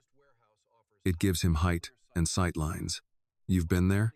Whitmore Holdings considered buying it 12 years ago. Annie leaned over the map. Does Victoria know that? She attended the site review. Thomas looked at Richard. Then she will know where Henry took Elizabeth once she realizes he has turned against her. Richard's eyes narrowed. She may already know. The old flip phone rang again. Thomas answered and activated the speaker. Victoria's voice filled the damaged kitchen. Richard, Henry has lost control.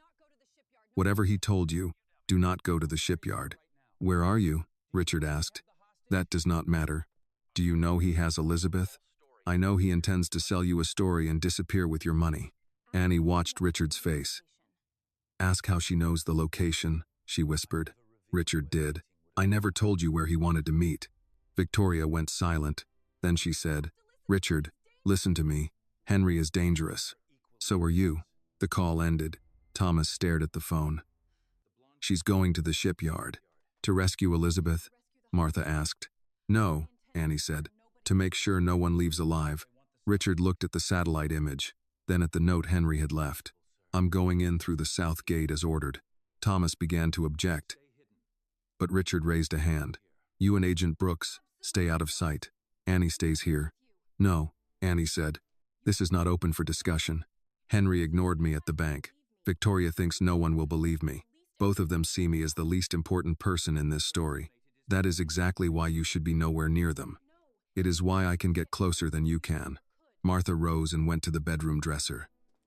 She returned with an old white handkerchief embroidered with a blue butterfly. She placed it in Annie's hand. Richard stared at her.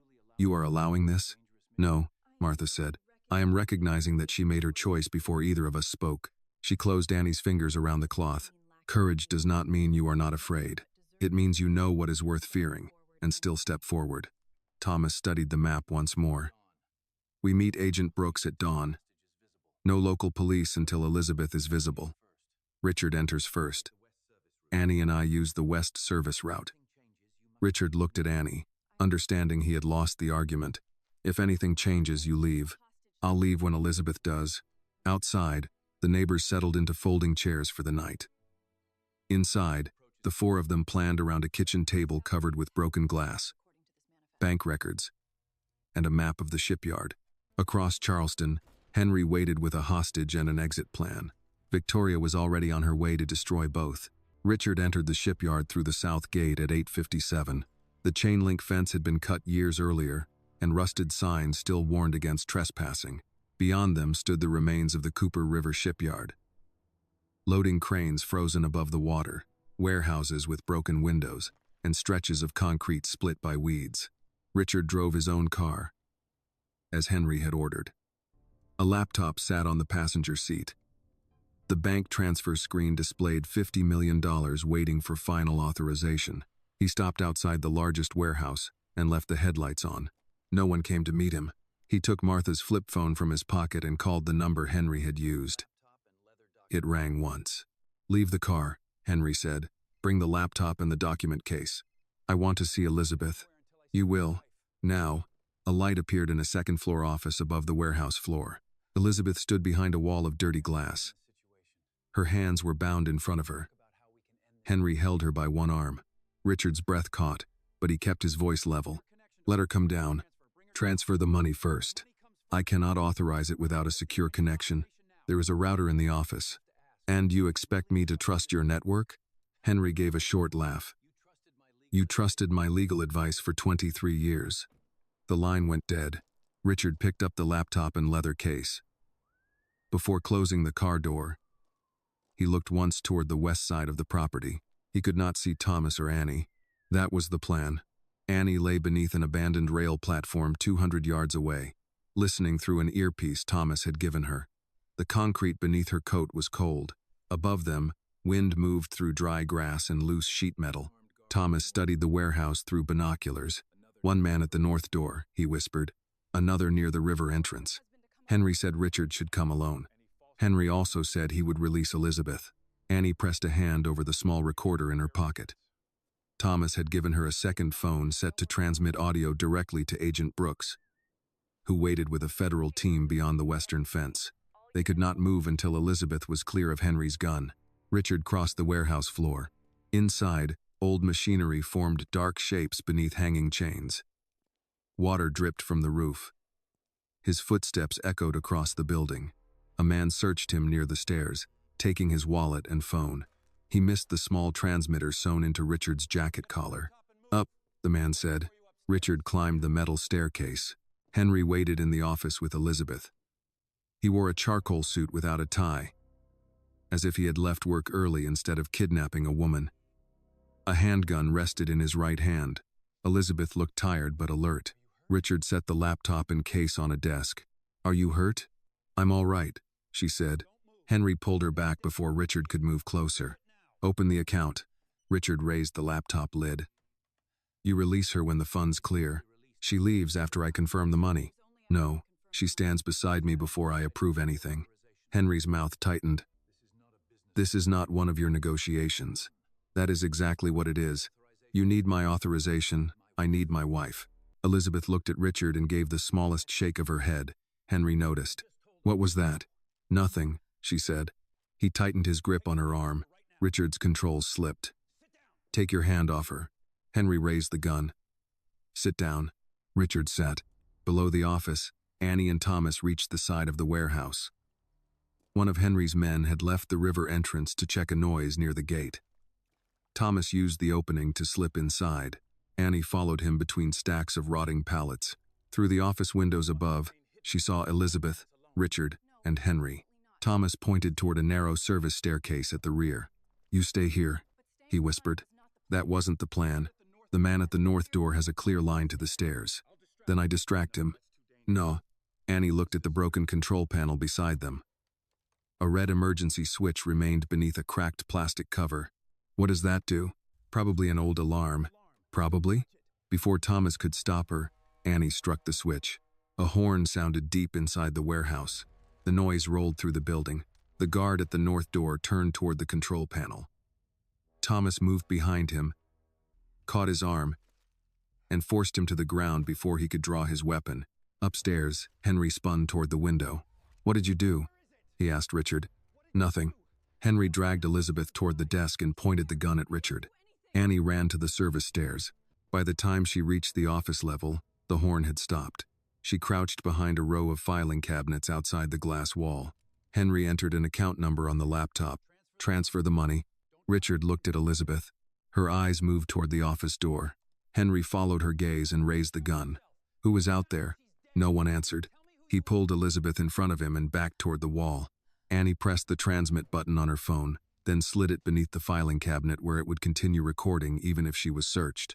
She stood and stepped into view. Henry stared at her. You sound disappointed. What are you doing here? Mr. Whitmore needed help carrying the paperwork. Richard's face gave nothing away. Henry pointed the gun at her. Get inside. Annie entered slowly, leaving the door open behind her. Close it. She did. Henry looked from Annie to Richard. You brought a teenager to a hostage exchange? Richard replied. She refused to stay behind. That does sound like her. Annie kept her attention on Elizabeth. The older woman's right hand trembled, but her breathing remained steady. Henry pushed the leather case toward Annie with his foot. Open it. She knelt and lifted the clasps. Inside were copies of the bank records and several blank folders placed beneath them. Henry noticed the difference in thickness. Where are the originals? Somewhere safe, Richard said. Henry struck the desk with the gun. I told you to bring everything. You told me to bring evidence. I did. These are copies. They prove the same crimes. They cannot be destroyed if the originals still exist. Richard leaned back. That is the point. Henry's face changed. For years, he had controlled what Richard saw, signed, and believed. Now the old methods no longer worked. You think sending copies to federal agents protects you? He asked. Richard said nothing. Henry looked at Annie. Did you send them? She shrugged. You always assume I'm carrying something. His eyes narrowed. Annie continued. That was your mistake at the bank. You watched the billionaire and ignored the girl. Henry stepped closer. Where's the drive? I don't have it. He grabbed the front of her coat and searched the pockets. He found Martha's handkerchief, a bus pass, and a few folded bills. Nothing else. Annie held his gaze. Disappointed again? Henry released her. Richard used the moment to move closer to Elizabeth. Henry saw him and swung the gun back. Sit down. Richard stopped. Annie looked toward the dark window behind Henry. Outside, a pair of headlights crossed the shipyard and went out. Someone else had arrived. Henry heard the vehicle and turned toward the glass. Richard followed his gaze. You were expecting company? No. Below them, a car door slammed. A woman's voice echoed across the warehouse floor. Henry.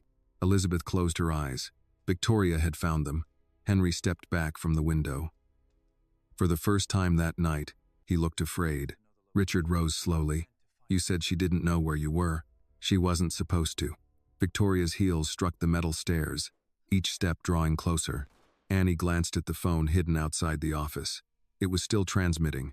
Henry aimed the gun at the door. Victoria appeared behind the glass, wearing a dark coat over the white silk slip from her wedding dress. She looked at Elizabeth, then at Richard, and finally at the weapon in Henry's hand. You always were careless, she said.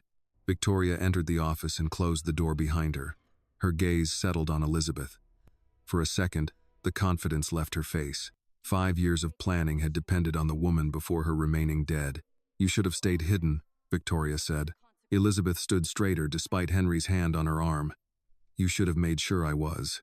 Henry shifted the gun toward Victoria. You were told not to come. You stopped following instructions when you took her. I needed leverage. You needed discipline.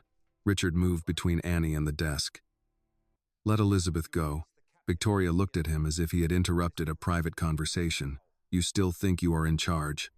This ends tonight. It ended 5 years ago. You simply refused to accept the version I gave you. Henry's gun remained fixed on her. We had an agreement. We had an arrangement. You were paid to manage the legal details, not kidnap people, and demand $50 million. You were going to leave me with the blame. Victoria removed her gloves one finger at a time. You signed the records. You paid the morgue employee. You hired Calvin Ross. You ordered it. Richard's expression tightened. Ordered what? Neither answered. Annie glanced toward the filing cabinet outside the office. The hidden phone was still transmitting. A faint green light reflected from beneath the metal frame.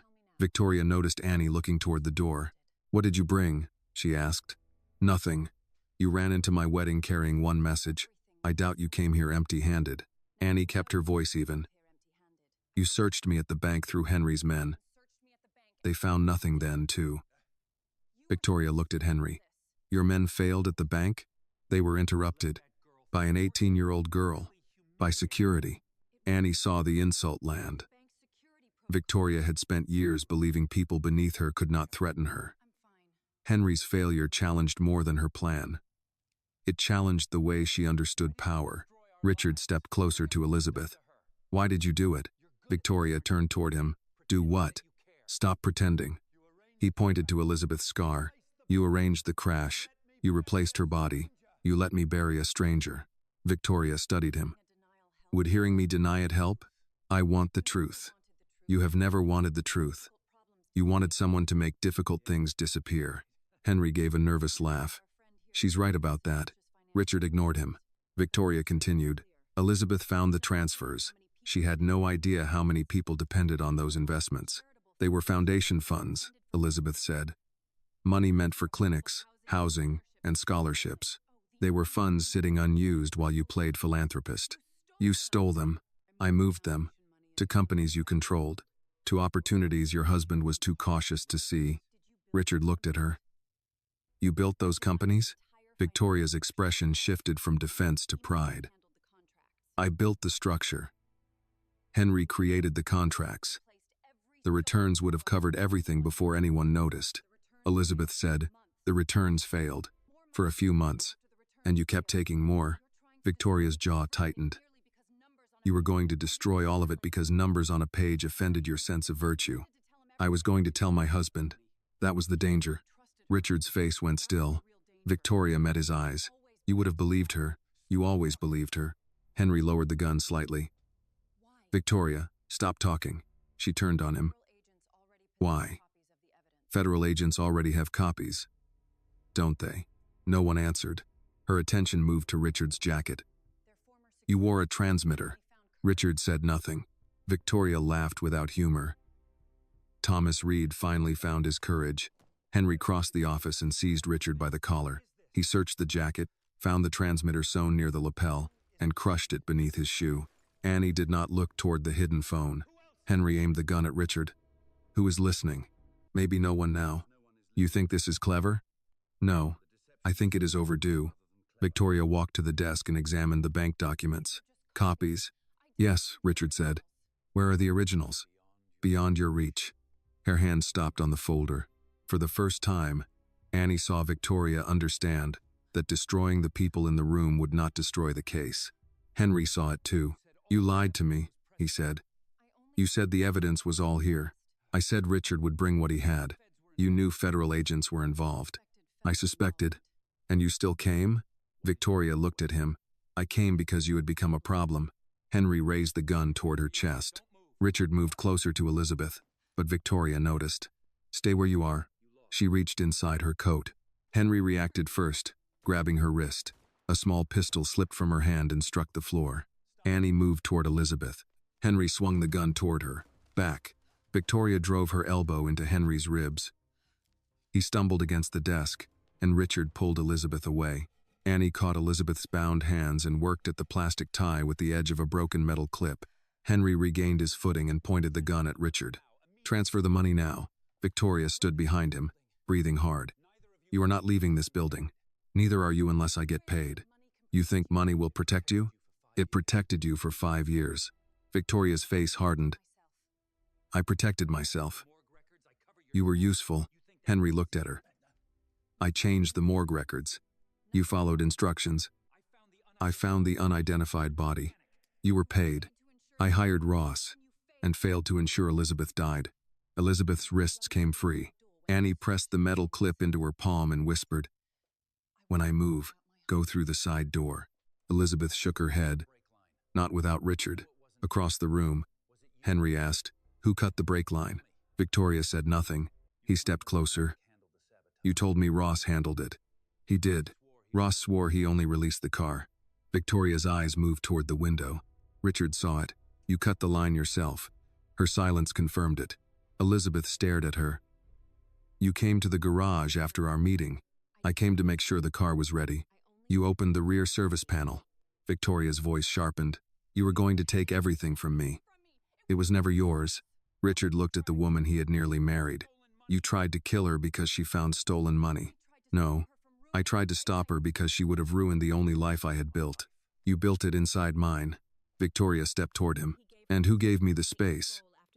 You did. After the accident, you handed me your schedule, your home, your grief. I chose who spoke to you. I chose what letters reached your desk.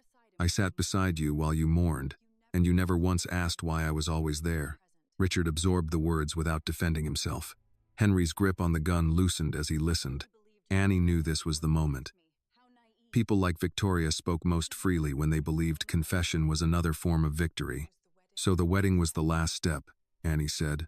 Victoria looked at her.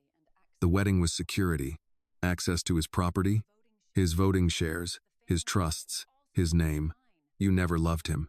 Victoria glanced at Richard. Love is what people call dependence when they want it to sound noble. Richard's face showed no shock now, only recognition. From beneath the filing cabinet outside, the phone continued sending every word. Henry noticed Annie's attention drift for half a second. He turned toward the door. "What is out there?" Annie stepped between him and the exit. "Move." She did not. Henry grabbed her coat and shoved her aside. As he reached the doorway, Thomas appeared at the end of the walkway below. Henry raised the gun. Richard lunged. The shot tore through the office. Richard fell against the desk. One hand clamped over his shoulder. Elizabeth screamed his name. Victoria snatched her pistol from the floor. Annie grabbed Elizabeth and pulled her through the side door as another shot shattered the glass behind them. They ran onto the metal walkway above the warehouse floor. Victoria followed, gun in hand. "You should have stayed out of this," she shouted. Annie kept moving. Behind them, Richard lay bleeding. Henry fought to escape, and Thomas climbed the stairs 2 at a time. Ahead, the walkway ended at the river loading platform. There was nowhere left to run. Annie reached the loading platform with Elizabeth beside her. The river moved below them, black beneath the weak lights of the shipyard. Rusted rails ran to the edge, where cargo had once been lowered onto barges. The nearest stairs were behind Victoria.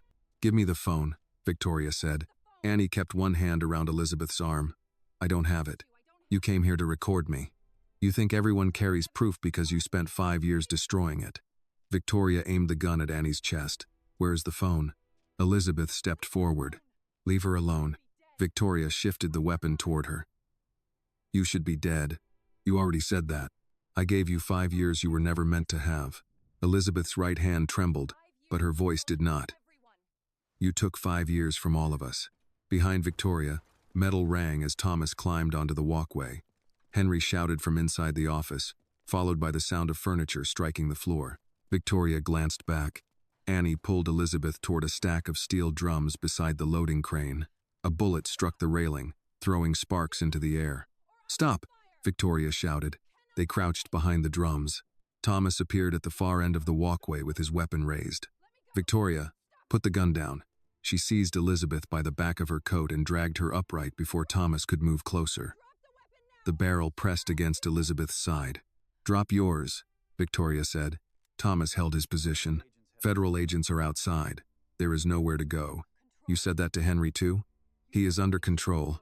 A crash came from the office. Henry stumbled through the broken doorway, one hand pressed against his mouth.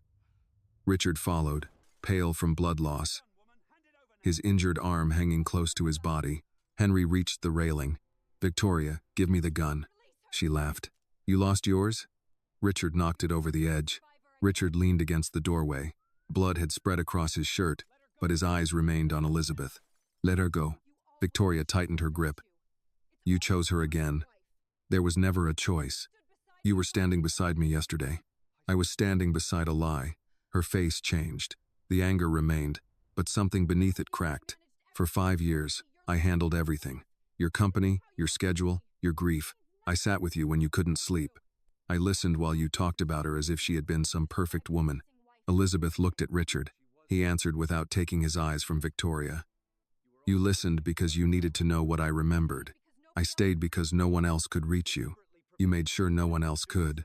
Victoria's voice rose. "I gave you a life after she was gone. You made her gone." The words silenced her. Annie could see the hidden phone through the broken office door. It remained beneath the filing cabinet, its small light still on.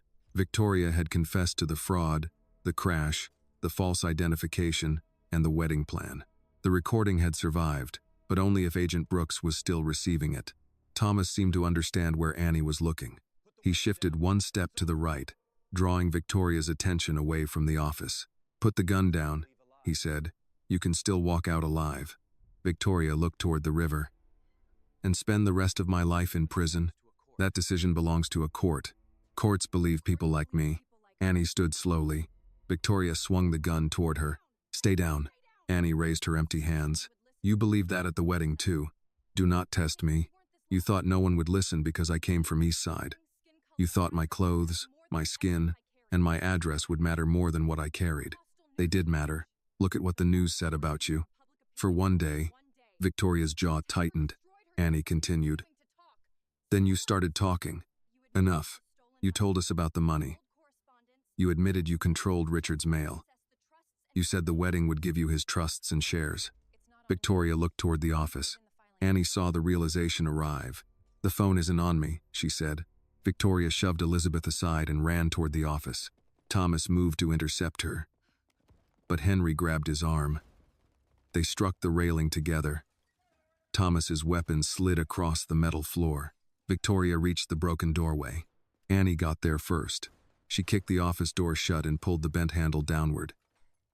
The damaged frame caught for 1 second, long enough to block Victoria's path. Victoria turned and struck Annie across the face with the gun. Annie fell against the railing. Pain spread through her jaw. Elizabeth moved between them. Stop. Victoria stared at her. You still think he loves you after all this? Elizabeth looked past her toward Richard. He did not forget me, she said. You only trapped him inside a lie. Victoria raised the gun. Richard crossed the walkway despite Thomas shouting for him to stay back. Victoria. She looked at him. If there was ever anything real in what you felt for me, end this now. For a moment, her hand lowered. Then sirens sounded beyond the shipyard fence. Red and blue light moved across the broken windows. Victoria's expression hardened. You brought them. Richard shook his head. The truth did. She seized Annie by the shoulder and pulled her toward the edge of the loading platform. Tell them to leave. Annie felt the river wind against her back. Richard stopped several feet away. Let her go. Tell them. Thomas had freed himself from Henry and was moving along the opposite side of the platform.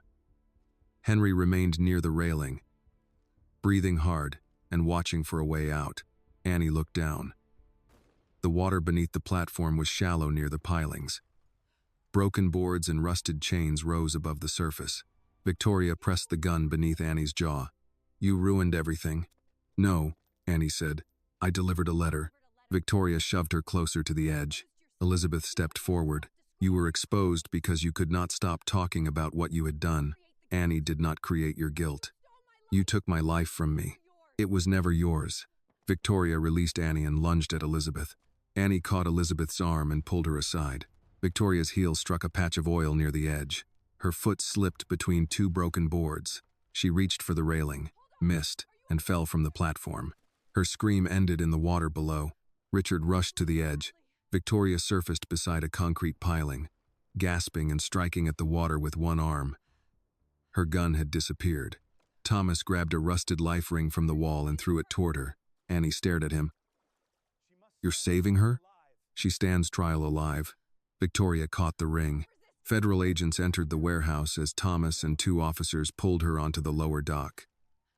Agent Helen Brooks climbed the stairs, ordered Henry to the floor, and placed him in handcuffs. Richard sank against the railing. Elizabeth knelt beside him and pressed both hands over the wound in his shoulder. You came back for me, she said. I should have found you years ago. You found me when someone finally gave you the chance to listen. Agent Brooks approached Annie. Where is the recording device? Annie pointed toward the office. Under the filing cabinet. Brooks gave a brief nod. We received the transmission until the first gunshot. It was enough. Victoria coughed water onto the dock below while an agent secured her wrists. That girl set me up, she shouted. None of this proves anything. Brooks looked down at her. Your own voice proves it. Annie sat beside Elizabeth and unfolded Martha's handkerchief from her pocket. The blue butterfly remained clean despite the dust and blood around them. As dawn began to lighten the river, federal agents led Henry and Victoria toward separate vehicles. Richard watched them go, his face gray with pain. Annie looked across the shipyard at the first light moving over the water. The arrests were over. The harder work repairing what 5 years of silence had broken was only beginning. 1 year later, Annie stood beneath the basketball hoop in her high school gym while the principal struggled to keep the microphone from squealing. Rows of folding chairs covered the polished floor. Families filled the bleachers with flowers, cameras, and handmade signs. The air smelled of floor wax, perfume, and the barbecue smoke drifting in from the parking lot, where several parents had already started preparing food for the graduation party. Annie adjusted the edge of her blue gown and searched the crowd.